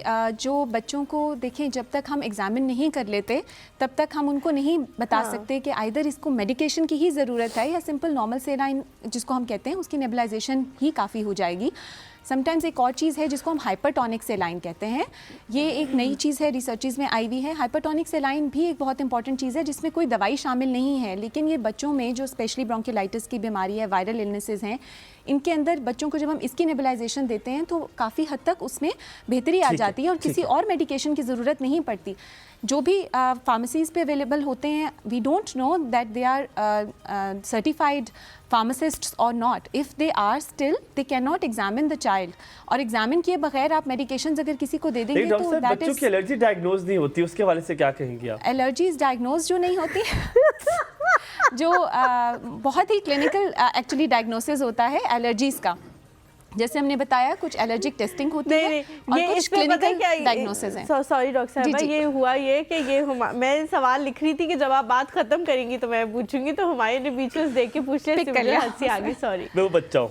अच्छा, तो इसलिए nebulization I would rather recommend कि अगर आपके किसी और बच्चे को घर में ये इलनेस है तो please go and consult a doctor. First उसको देखने दें, चेक करने दें और उसके बाद उसकी प्रिस्क्रिप्शन पे अगर आपको कोई मेडिकेशन वो एडवाइस करते हैं तो प्लीज़ उससे नेबुलाइज कराएं। उनकी टाइमिंग्स होती हैं, ये दवाइयाँ होती हैं। देखें, ये एक बहुत मिसकंसेप्शन है कि जी ये तो खाली हम नेबुलाइज करें ना, इससे क्या इफेक्ट आएगा। ये ऐसी बात नहीं है, इसमें मुख्तलिफ तरह की दवाइयाँ होती हैं। नेबुलाइज करने से फ़ायदा होता है? जी बिल्कुल होता है, लेकिन डिपेंड कि आपकी बीमारी क्या है। जो अगर तो सांस वाकई जकड़न है, उसमें क्या सांस की नालियाँ खोलने के लिए दवाई दी जा रही है, उसकी भी 2-3 किस्में हैं, या इसमें समटाइम्स स्टीरॉइड्स भी इनहेल किए जाते हैं, तो उसका अपना एक इनहेल स्टीरॉइड्स का एक अपना इफेक्ट होता है जो कि मतलब लेकिन आप ये कह रही है डॉक्टर के प्रिस्क्रिप्शन के बगैर नहीं करना आपने नेबुलाइज? बिल्कुल भी नहीं, जब तक डॉक्टर देख ना ले। हसनैन भाई, आप कॉलर का बता रहे, इसके बाद फौरन सवाल पूछेंगे। याया का सवाल था हसनैन भाई, अगर आप लोग सब रेडियोस जवाब के लिए, वो है गुट्टी का जी, जो आपने बताना है देनी है कि नहीं देनी। पहले हम कॉलर ले लेते हैं। मिसेस आकाश जी, अस्सलाम वालेकुम। वालेकुम अस्सलाम। हलीमा कैसी हैं आप? मैं बिल्कुल ठीक हूँ, आप कैसी हैं? अल्हम्दुलिल्लाह। हुमायूं भाई आप कैसे हैं? मैं बिल्कुल ठीक था, अगर आप मुझसे ना पूछती तो फिर हम देख नहीं तो बिल्कुल फिर मैं ठीक नहीं। मुझे पता है आपने सख्त नाराज होना था, इसलिए मैंने पहले ही पूछ लिया है। बहुत अच्छा किया है मिसेस आकाश, आपने बहुत अच्छा किया है। अच्छा, मुझे डॉक्टर साहब से पूछना था, मेरा 6 इयर्स का बेटा है ना, अच्छा, तो उसकी 2 years back traumatic head injury हुई थी, तो उसके बाद से जो है ना अब तक वो कुछ भी ना बोलता है ना चाहता है, सब जैसे वो कोमा में कुछ चला जाता है, बस एक जगह पे लेटा रहता है, ना वो इधर उधर हरकत कोई करता है, कुछ भी नहीं करता। तो डॉक्टर ने कहा था कि तकरीबन थोड़ा टाइम लगेगा, ठीक हो जाएगा। उसमें अब तक कुछ भी इम्प्रूवमेंट नहीं हुई, हम इसका इतना ट्रीटमेंट करवा रहे हैं, मेडिसिन दे रहे हैं, कुछ भी उसमें इम्प्रूवमेंट नहीं आ रही। कोई ऐसा इलाज, ऑपरेशन कुछ भी ऐसा हो जिससे ये बेहतर हो जाए, मतलब मूवमेंट करने लग जाए या कुछ बोलने लग जाए, कुछ भी ये नहीं करता। आप कहाँ से हो? Where you calling from? कहाँ से कॉल कर रहे हैं? हरिपुर से। ठीक है, बहुत शुक्रिया। मैं चाहता अगर वो कुछ कर सके और आप उनके पास आ सके और वो ठीक हो तो सके। हमें टेलीमेडिसिन के जरिए हमारे साथ कांटेक्ट करें। टेलीमेडिसिन के जरिए कर सकते हैं? बिल्कुल कर सकते हैं, हमारी ऑनलाइन अपॉइंटमेंट लेनी है। कोई आप कंसल्ट उन्हें अभी इस वक्त करना चाहें ताकि उन्हें थोड़ा देखिए, जो हेड इंजरी है उसका एक्सटेंट देखना बहुत ज़रूरी है, जिनके उसने ब्रेन का कितना हिस्सा इन्वॉल्व किया था at the time. The important thing is कि जो बच्चे की ग्रोथ होती है ब्रेन की, वो फर्स्ट 3 इयर्स में 70% तक हो जाती है। उसके बाद डेफिनेटली कॉन्टीन्यूसली ग्रोथ चल रही होती है। जो इनिशियल टाइम पीरियड है वो बच्चे की नशोनुमा के लिए, नॉर्मल ग्रोथ के लिए, all the functions of the brain वो बहुत इंपॉर्टेंट है। तो डेफिनेटली अगर ऐसे किसी टाइम पे कहीं इंटरप्शन आ जाए, डेफिनेटली इस केस में हेड इंजरी की वजह से आई है, तो उस केस में जाहिर है कि वो फंक्शन मुतासिर होंगे। लेकिन डॉक्टर साहब वो कह रही हैं कि डॉक्टर्स ने कहा था ये आहिस्ता आहिस्ता ठीक हो देखिए, जब आप काउंसलिंग करना शुरू करते हैं एक डॉक्टर एक पेशेंट की, तो जाहिर है कि आप उसको यही कहेंगे कि आपके बच्चे की ग्रेजुअली इंप्रूवमेंट आएगी। और समटाइम वही मैं बात कर रही हूँ कि इस वक्त मेरे लिए कहना बड़ा मुश्किल है कि एक्सटेंट ऑफ ब्रेन इंजरी के बाद आप एक टेली का बता रही हैं और उसके बाद आप देखिए हरिपुर इतना दूर भी नहीं है, वो आ भी सकती है, लेकिन टेली का बता दें किस तरह से। टेलीमेडिसिन के लिए जी अकबर नियाजी टीचिंग हॉस्पिटल में हमारी ऑनलाइन अपॉइंटमेंट ली जाती है और वो हमारे साथ डायरेक्ट आपका वीडियो कॉल पर रब्ता करा देते हैं।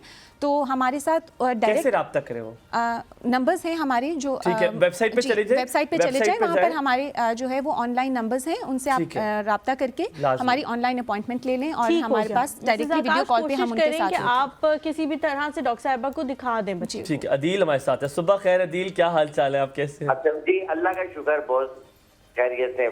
बहुत खैरियत से, मैं भी बहुत खैरियत से हूँ। हाँ बॉस, ये मुझे मैडम से ये सवाल पूछना है कि मेरा बेटा है तकरीबन 11 साल का। अच्छा जी।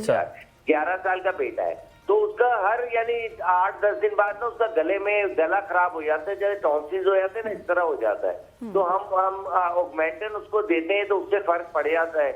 एक दो ऑगमेंटन की एक दो यानी बोतलें पिलाते हैं पाउडर वाली दवाई, उसके बाद फिर वैसे ही हो जाता है। तो मैडम इसका क्या प्रॉपर क्या है? एक आध बोतल एक ही बार पिला देते हैं? 1-2 बोतलें पिला देते हैं कहते हैं। जी सर, ऑगमेंटन सर 2 बोतलें पिलाते हैं, 2 वो डोज वाइज। अच्छा ठीक है। अदील भाई, आपने कभी भी डॉक्टर को चेक कराया है ये पता करने के लिए कि बच्चे को टॉन्सिल? मैडम ENT स्पेशलिस्ट को भी हम दिखा चुके हैं, उन्होंने कहा है कि इसका जो है एलर्जी का मसला है। लेकिन एलर्जी क्या मसला, एलर्जी की तो हम दवाई देते हैं उसको रोजाना रात को, उसके बावजूद उसके जो है गला ऐसा हो जाता है कि उससे कुछ खाया ही नहीं। You want to ask something? ठीक है, बहुत शुक्रिया। ज्यादा खाता अभी बताइए।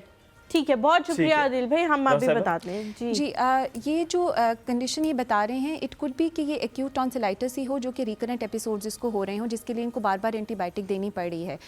डेफिनेटली जब ये बच्चा, अगर हम एग्जामिन जो एक्यूट कह रही है टॉन्सिल्स की बात कर रही हूँ, ठीक है, इसमें बच्चों को यूजुअली इस एज में तो वैसे बहुत कम होते हैं, यूजुअली ये छोटी एज से ज़्यादा शुरू होते हैं, 3 साल 4 साल के बच्चों को, और बहुत रिकरेंट एपिसोड्स होते हैं। समटाइम्स इनके अंदर भी आपको ये एलर्जीज़ के ज़रिए ये जिसे कहते हैं ना कि ये बढ़ जाता है इसका रिस्क, कि बार बार रिपीटेड एलर्जीज हो रही हैं, उसके साथ बार बार टॉन्सिलाइटिस। टॉन्सिल्स बेसिकली आपका इम्यून सिस्टम है, वो जब भी कोई एलर्जी आएगी वो बढ़ जाएगा, तो जैसी एलर्जी कम होगी वो खत्म हो जाएगा।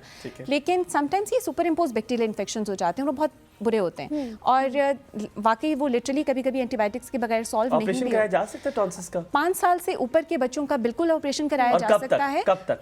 जब तक भी, जैसे अभी बच्चा 11 साल टॉन्सिल्स है, मैं अभी भी करा सकता हूं? बिल्कुल करा सकते हैं, अगर बिल्कुल सेफ है। लेकिन अगर वो आपको इतना तंग कर रहा है, जैसे बच्चों में तो हम इस चीज़ की हमारी प्रॉपर गाइडलाइन है कि उसके स्कूल्स मुतासिर हो रहे हैं, उसकी ग्रोथ मुतासिर हो रही है, बच्चे शॉर्ट स्टेज करवा सकते हैं। जी बिल्कुल करा सकते हैं, अगर इतना ज़्यादा वैसे जब तक वो चला जाता है तो उस केस में यूजुअली। मैं साथ साथ पूछ लूँ, मुझे याद आ गया, कुछ ऐसी क्लिनिक्स हैं, ऐसे हकीम हैं जो टॉन्सिल्स को तोड़ते हैं। हाँ, ये एक बहुत ही जिसे कहते हैं आप होम रेमेडी टाइप ही समझ लें, या एक टोटका टाइप कह लें।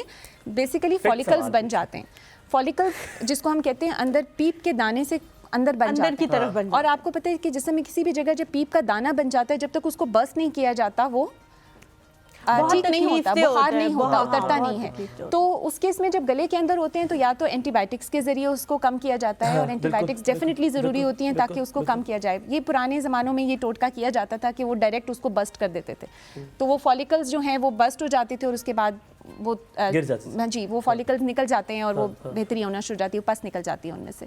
लेकिन इस केस में जैसे इन कॉलर का सवाल था, तो मैं ये कहूँगी कि डेफिनेटली अगर ENT स्पेशलिस्ट ने इनको देखा हुआ है और वो कह रहा है कि अभी टॉन्सिलेक्टमी की या टॉन्सिल्स रिमूव करने की ज़रूरत नहीं है, तो मैं इनको ये कहूँगी कि ये खुद से प्लीज़ बार बार एंटीबायोटिक्स ना दें।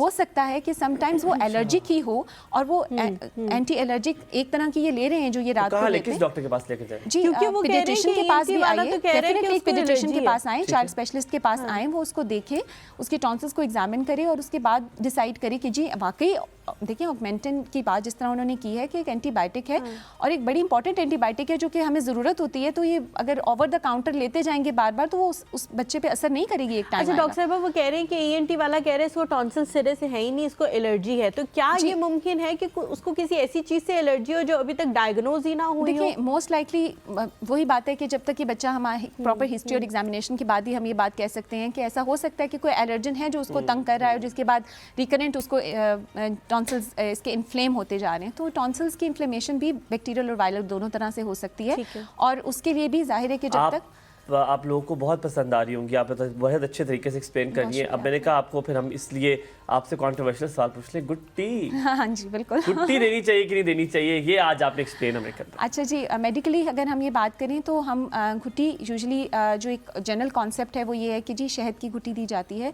बहुत सारी फॉर्मुलेशंस भी कुछ अवेलेबल होती हैं। तो शहद जो होता है वो यूजुअली 1 ईयर से कम जो बच्चे होते हैं उनमें हम बिल्कुल मना करते हैं, और उसका रीज़न ये है कि उसके अंदर एक टॉक्सिन होता है जिसको बोtulinum टॉक्सिन कहा जाता है, और वो टॉक्सिन जो है वो बच्चों के अंदर बहुत ज़्यादा प्रॉब्लम कर सकता है 1 साल से कम उम्र बच्चों को।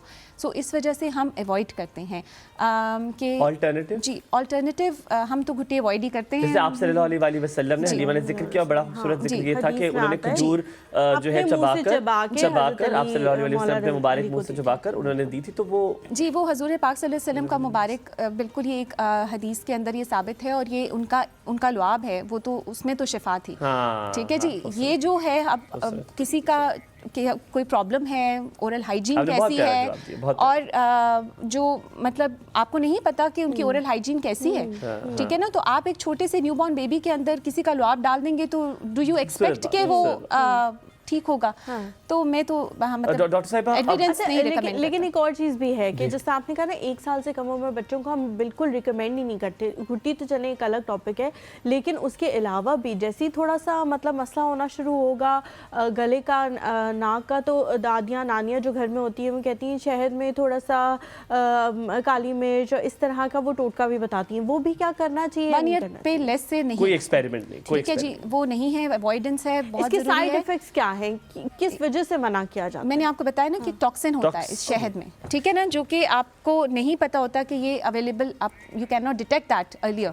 तो अगर वो खुदा ना ख्वास्ता उस शहद के अंदर मौजूद, हर शहद में नहीं होता, लेकिन अगर उसमें मौजूद है, उसके अंदर है, तो वो आप बच्चे को फिर उस बीमारी से प्रोटेक्ट नहीं कर सकेंगे।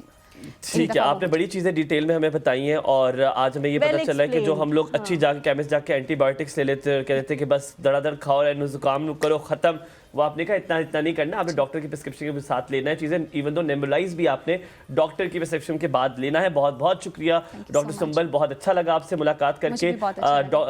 अकबर नियाजी टीचिंग हॉस्पिटल से आपका ताल्लुक है, अगर कोई जाना चाहे तो आपके पास जा सकता है। हम आपको मिलवाएंगे अपने अगले मेहमान से इस ब्रेक के बाद। आपने कहीं नहीं जाना, रहना है हमारे साथ।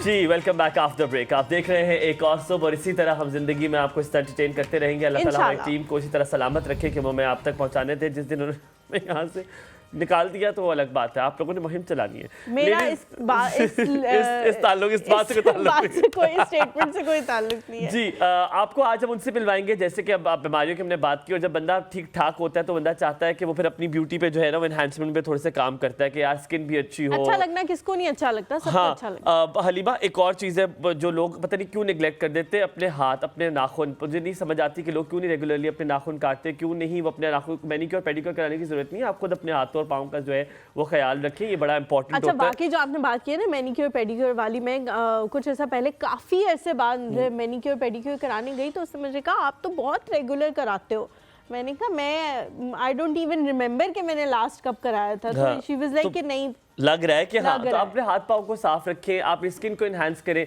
और मुझे लगता है कि अब वो दौर है कि नॉट अब दौर है, हमेशा से जब भी आप किसी के पास जाएं, अगर उसकी पर्सनैलिटी अच्छी हो, वो इस तरह हो, वाइब ऐसी आ रही हो, वेल ड्रेस्ड हो, या the skin has to be proper. लोग लिटरली 10-10 दिन मुंह नहीं धोते, पता नहीं क्यों, ये क्यों मसला है उनका।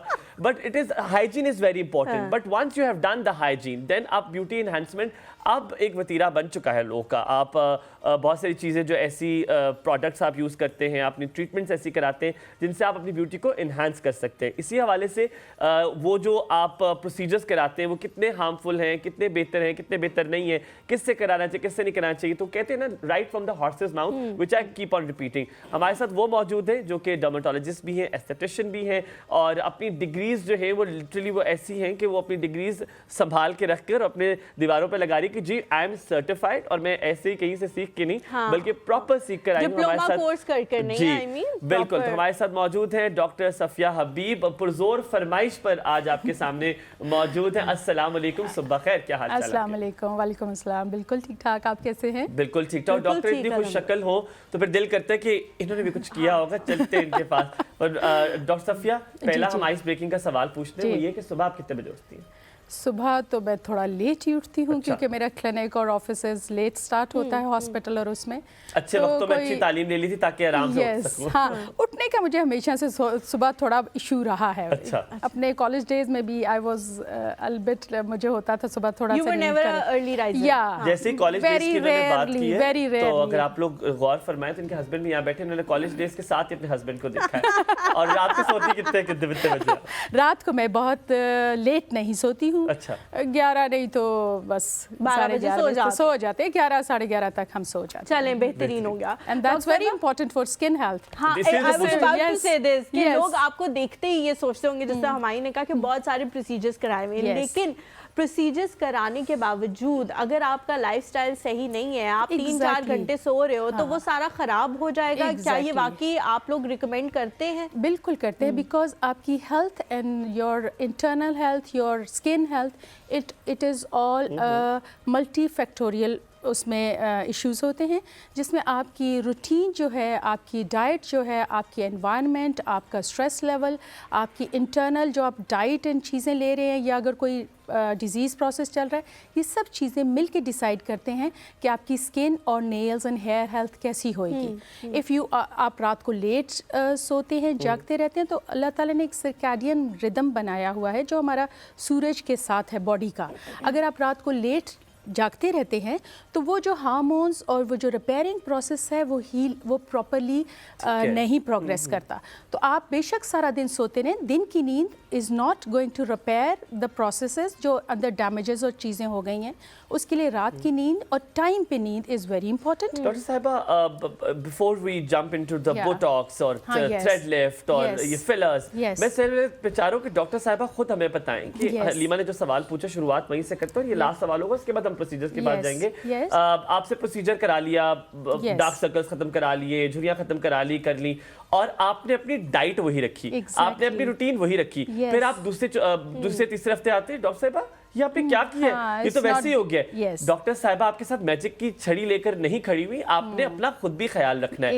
एक कहते हैं, जो फिर सवाल का जवाब दीजिए, कहते हैं आप जो खाते हैं आप वैसे ही दिखते हैं। क्या बिल्कुल ऐसा है, बिल्कुल ऐसा ही है।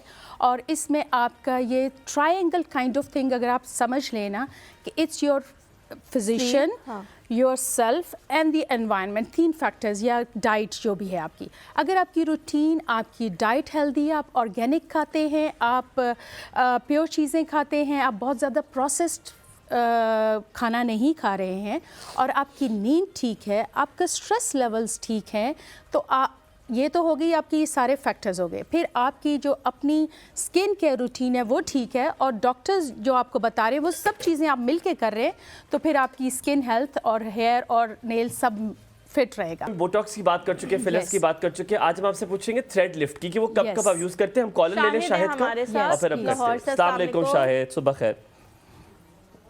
हेलो, अस्सलाम वालेकुम, सुबह खैर। वालेकुम सलाम जी। सबसे पहले तो हमेशा की तरह अहलन व सहलन खुश मदीद खैर रागले जिया कहूँगा जी आप सबको। बहुत बहुत शुक्रिया। तो डॉक्टर साहब, मैंने बात करनी थी, काफी दिनों के बाद मैं आज प्रोग्राम में शामिल हो रहा हूँ। जी जी। डॉक्टर साहब, बात ये करनी थी कि हमारा एक छोटा बच्चा है, तकरीबन 10-12 साल का है, तो उसकी आंखों में ना बड़ी खारिश होती है और एलर्जी होती है, और पानी होते हैं, लाल हो जाती है। तो वो बच्चा है जिस वजह से उसको कहते हैं पानी के छट्टे मारो, लेकिन वो नहीं मारता।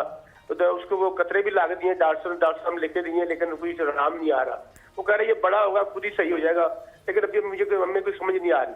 ठीक है, अभी पूछ लेते हैं डॉक्टर साहब, अगर इसका जवाब दे सकती है आप लोग प्लीज ब्यूटी एनहांसमेंट की बात जरूर अदा करें। आज मेरे ख्याल से हमारे कॉलेज में आपसे ब्यूटी के अलावा हर किस्म का सवाल करना चाहते हैं। मैं यहाँ पे हाँ ब्यूटी तो नहीं, skin health and hair health और नेल हेल्थ डिस्कस करने आई हूँ ना, लेकिन ये कि चूँकि आई एम अ डॉक्टर तो I can give then opinion तो एक दे सकती हूँ। ये जो इनके बच्चों के भी आँख में अगर एलर्जी का इशू है तो इसके लिए भी ठीक है, आप ड्रॉप्स या जो भी आपको किसी ने बताया, but take her to a eye specialist. He is the one या she is the one who is properly trained for eye diseases and things ना।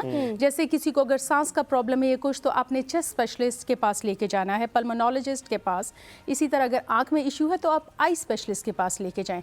अगर स्किन, हेयर और नेल्स के ऊपर कोई डिजीज़ है, कोई एलर्जीज हैं या कोई आप उसको वैसे बेहतर कराना चाहते हैं तो then I am the person. Specialist बन जाए, मुझे लगता है कि बड़ा स्कोप लग रहा है मुझे आज। चाइल्ड स्पेशलिस्ट तो आप बन ही जाते हैं जब आप पेरेंट बनते हैं। डॉक्टर साहब क्या ख्याल है कि अगर मैं और आप चाइल्ड स्पेशलिस्ट का एक कोर्स कर ले, लिटरली मतलब बड़ा स्कोप है। मैं कहता हूं आपके हस्बैंड को भी लेते हैं, साथ एक क्लिनिक खोलते हैं, चाइल्ड क्लिनिक। और जब आपके बच्चे हो जाते हैं ना तो आप अगर आप डॉक्टर नहीं भी हैं तो आप चाइल्ड स्पेशलिस्ट बन जाते हैं। वैसे आप इतनी प्यारी लग रही है। जितने डॉक्टर से मिल चुके हैं हम तो कुछ से कुछ कर ही लेंगे। अस्सलाम वालेकुम, सुबह खैर।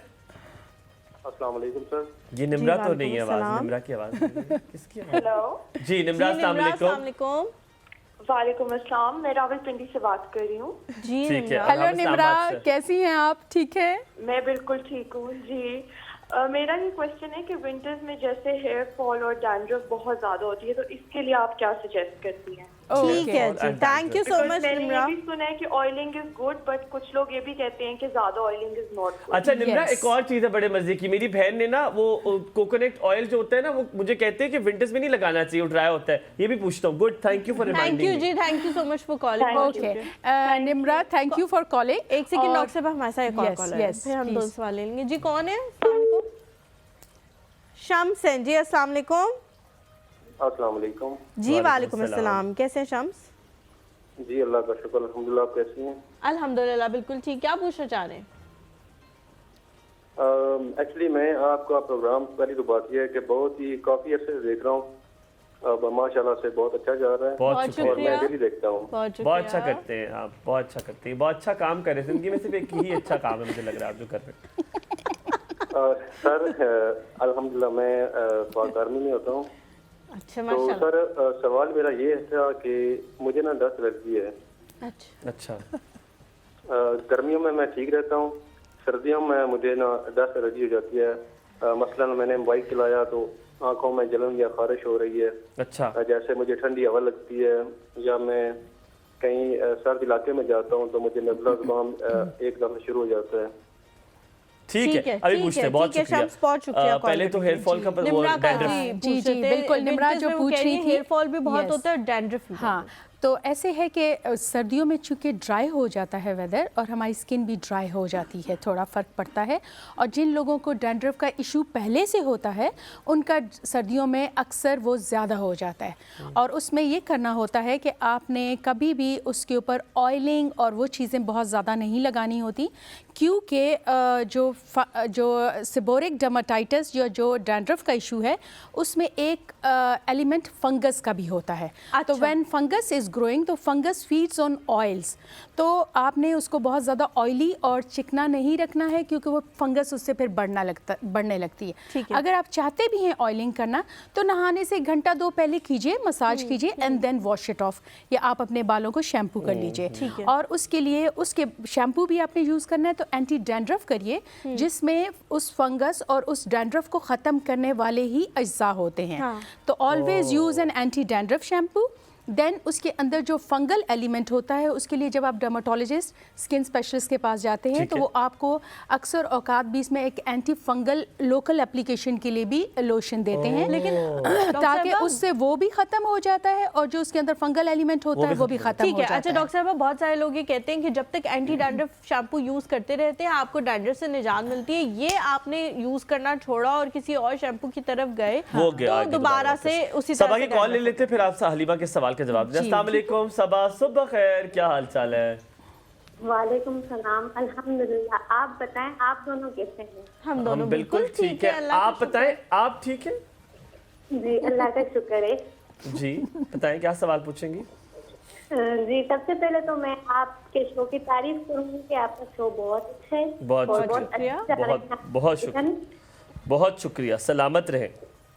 अच्छा, और मुझे डॉक्टर साहबा से सवाल करना है। जी करें। डॉक्टर साहबा, अस्सलाम वालेकुम।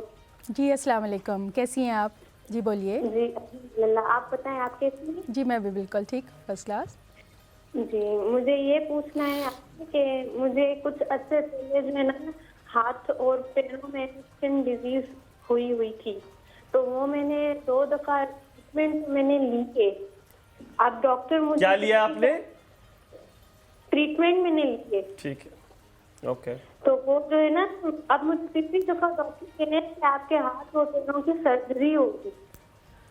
अच्छा, ये तो ऐसे है कुछ कि पूछना चाहती हैं? आप पूछ yes, सकती हैं। नहीं, आप जो जिनको दिखा चुकी हैं कि आपने स्किन स्पेशलिस्ट को दिखाया है या किस को दिखाया और उन्होंने आपको क्या डिजीज नहीं तो उन्होंने आपको उन्होंने मुझे ये बताइए कि आपको जो है ना क्लाइमेट जो कराची का चेंज होता रहता है, तो आपको क्लाइमेट की वजह से मौसम की वजह से स्किन डिजीज हुई है, वो कह रहे हैं। मेडिसिन वगैरह दी थी। मेडिसिन दी। उसके बाद उन्होंने कहा था कि 3rd टाइम में अगर आपका ये नहीं गया, मतलब मेरे अब आखिर में दाग धब्बे इतने रह गए हैं, तो वो कह रहे हैं कि अगर आपकी ये तीसरी दफा खत्म नहीं हुए तो हम आपकी सर्जरी करेंगे। अब तो मैं ये पूछना चाह रही हूँ कि मैं इतना सर्जरी नहीं करवाना चाहती। मेरा ख्याल है कि इस तरह से, thank you very much.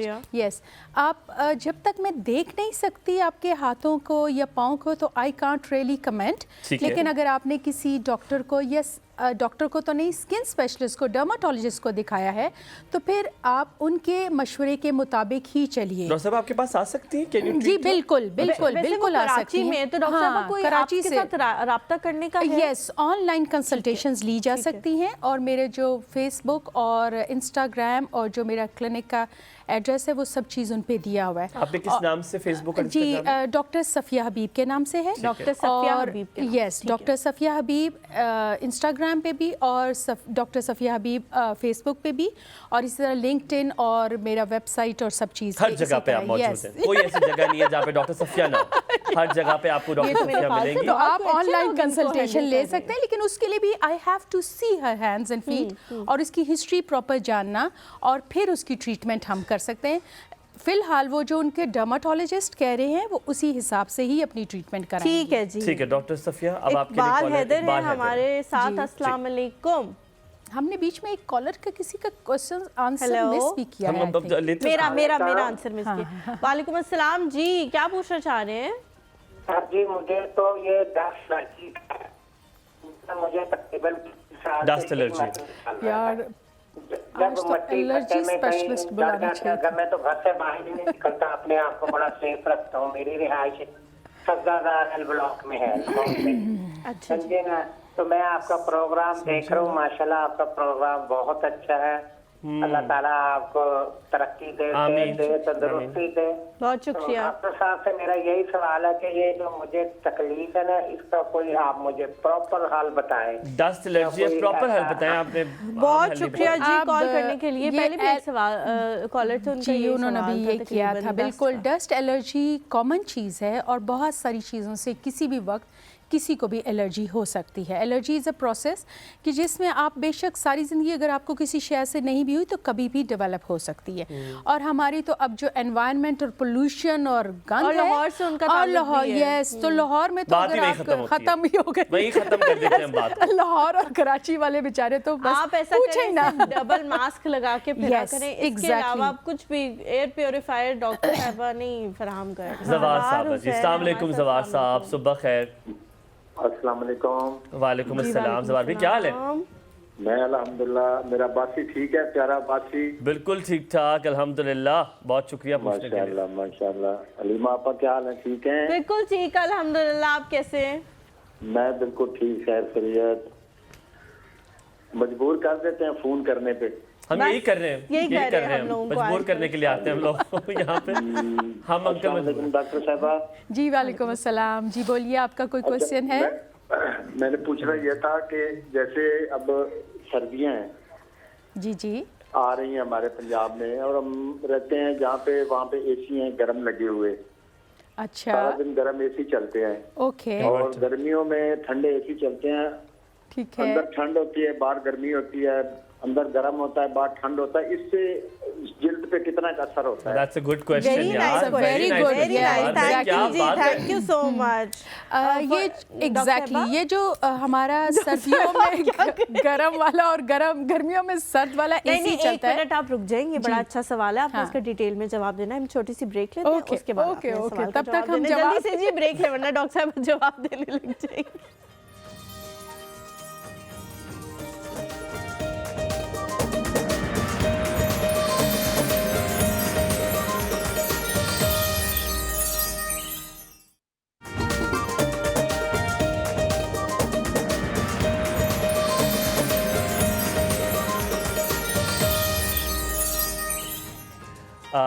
Welcome back after the break. एक डिस्क्लेमर था मैं आपको देना चाह रहा था कि एक इल्तिजा है, एक रिक्वेस्ट है आपसे कि खुदारा आप लोग को एलर्जियाँ बहुत हैं, मुझे पता है आधा पाकिस्तान मुझे लगता है सिर्फ एलर्जी का मरीज़ है।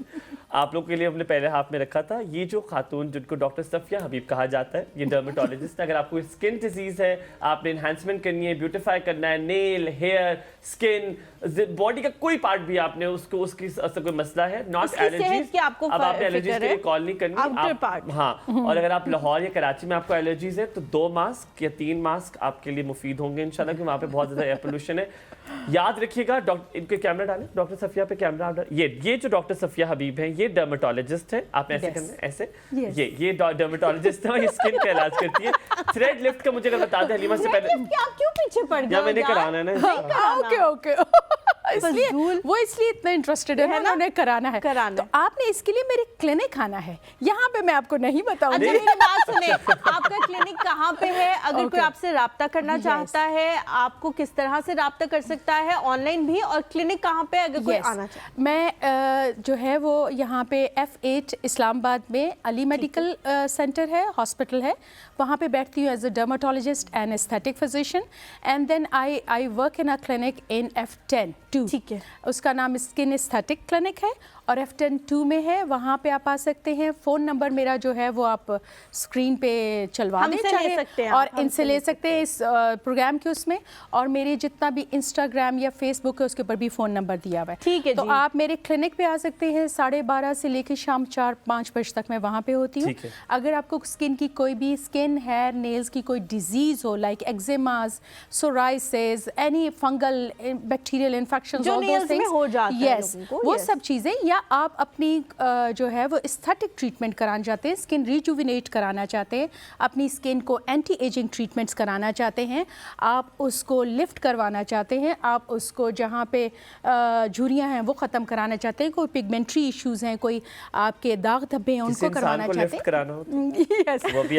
यस, हम वो नहीं हम कर सकते, मियां को देखिए वो लिफ्ट करते होंगे। अच्छा डॉक्टर साहब, ये जो क्यूटिकल है यहाँ पे, रुकैया की कॉल है, रुकैया कॉल है ना, आपकी आज बारी नहीं आनी। नहीं मेरी को बारी नहीं आज, अपने क्लिनिक पे आना।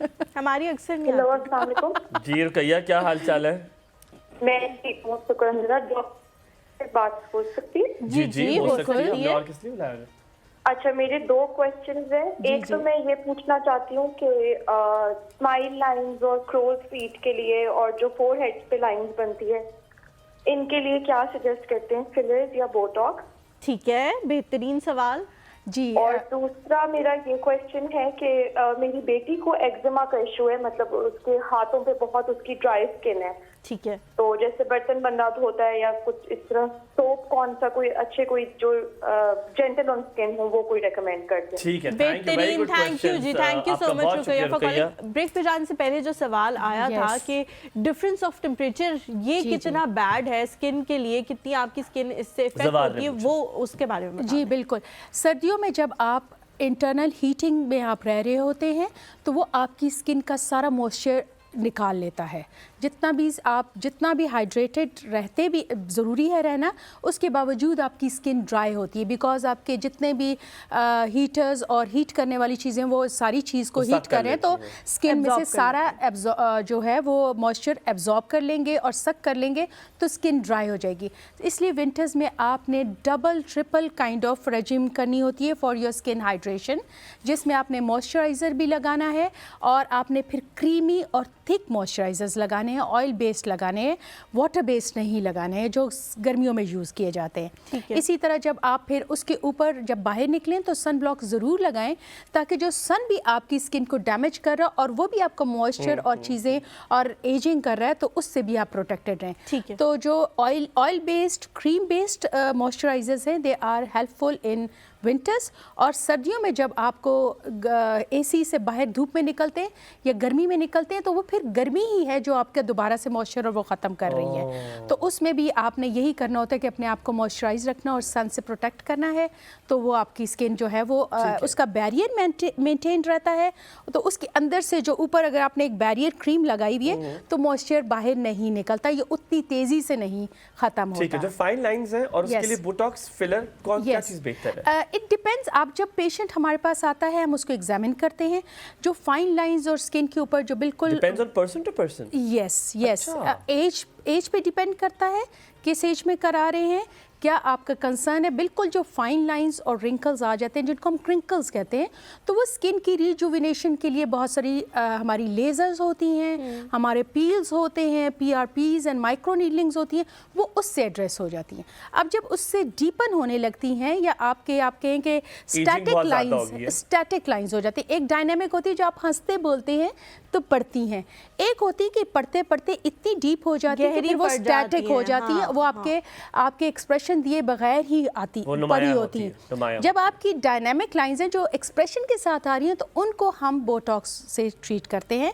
लेकिन जब वो बहुत डीप हो जाती हैं और वो आपके एक्सप्रेशन के बगैर भी हैं, जैसे जैसे आप एज कर रहे हैं, तो फिर हम उनमें फिलर्स भी डालते हैं, उनके लिए बाकी ट्रीटमेंट्स भी करते हैं, लेज़र्स भी करते हैं, लेज़र्स रीसर्फेसिंग भी करते हैं, फिलर्स भी डालते हैं, और हम जो स्किन के लिए जो हाइड्रेशन है वो भी प्रोवाइड करते हैं। और इसी तरह जो हमारे कोलेजन स्टिमुलेटिंग बूस्टर्स और फिलर्स हैं वो किए जाते हैं। डॉक्टर, ये जो आप कह रही हैं क्रिंकल्स पड़ते हैं जिसमें हम हंसते हैं, बोलते हैं, कोई भी एक्सप्रेशन देते हैं, तो एक क्रिंकल्स आपकी फेस पे नमूदार होते हैं, इनको ख़त्म कराना चाहिए? कितनी देर में कराना चाहिए? सेकंड डोज कब लगवानी चाहिए? क्योंकि कुछ लोग इतनी करा लेते हैं कि उनके फेस से एक्सप्रेशन नहीं उड़ जाता है, सपाट चेहरा ऐसे ही है। उसको बिल्कुल फ्रोजन फेस हम कहते हैं। और कुछ बच्चे आजकल तो चूंकि ये अब इतना ट्रेंड है और सब करवा रहे होते हैं और सबको पता भी है, द अर्लियर द बेटर मैं कहूँगी। आप जैसे अपनी चीज़ों की मेंटेनेंस करते रहते हैं तो वो देर तक चलती हैं। जब आप उसको छोड़ देते हैं, निगलेक्ट करते हैं, तो वो जल्दी ख़राब हो जाती है। आपके जब क्रिंकल्स और फाइन लाइंस आने लगती हैं उससे पहले ही, अब तो ये ट्रेंड है कि उससे पहले प्रिवेंटिव आप करवाते हैं कि बने ही ना, आप अपनी स्किन की केयर और सब चीज़ करें। अगर आ गए और आपको फील होना शुरू हो गया कि मैं हंसता हूँ या कुछ भी एक्सप्रेशन देता हूँ तो बन रहे हैं फोरहेड पे, आइज़ के गिर्द या नीचे इधर नेज़ोलेबियल फोल्ड्स बन रहे हैं, तो उनके लिए हम बोटॉक्स करते हैं। और बोटॉक्स उस मसल को, बोटुलिनम टॉक्सिन के जो भी डिफरेंट ब्रांड्स हैं, Botox is one of them, वो हम करते हैं तो उस मसल को नीचे रिलैक्स कर देता है, तो ऊपर स्किन में फोल्ड्स कम बनते हैं। यस, और जब आप वो करवाते रहते हैं तो आपके वो फोल्ड्स बनते नहीं हो और गहरे नहीं होते, यानी वो डीप लाइंस नहीं बनती, स्टैटिक नहीं होती, वो पहले ही आप उनको कॉमन जो एक्जिमा है उसके बारे में बता दें। मेरा एक सवाल है, मैं उसके बाद पूछूंगा। वो एक्जिमा का सवाल मैं पूछूंगा कि बेटी को है, यूजुअली कॉमनली पाकिस्तान में एक्जिमा है। हाँ बिल्कुल होता है, और ये जो पानी से होता है और जो हम हार्श केमिकल्स यूज करते हैं कपड़े या बर्तन धोते हुए, dish washing, yes exactly, they are a very common cause of hand eczema.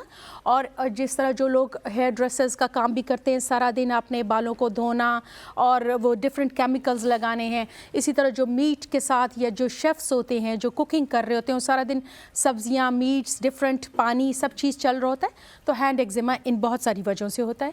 उसके लिए आपने स्किन का बैरियर जो है हैंड्स का वो मेंटेन रखना है। और the best way to do is कि आप एक तो ग्लव्स पहन के, एक तो वो चीज़ लगने ही ना दें कि आप ग्लव्स पहने और ग्लव्स से आप अपने आप को बचाएं।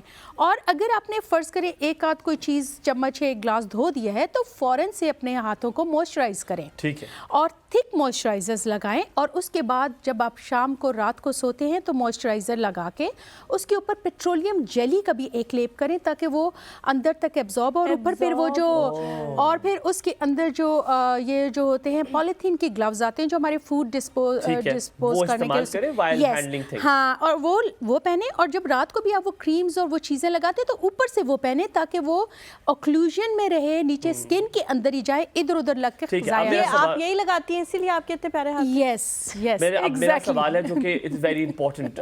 फीमेल यूजुअली एक होती है होम प्लानिंग डर्मा, ठीक है, घर में आपको अगर जो फेशियल हेयर होते हैं उसको वो सेफ्टी वगैरह से वो उसे खत्म कर देती है।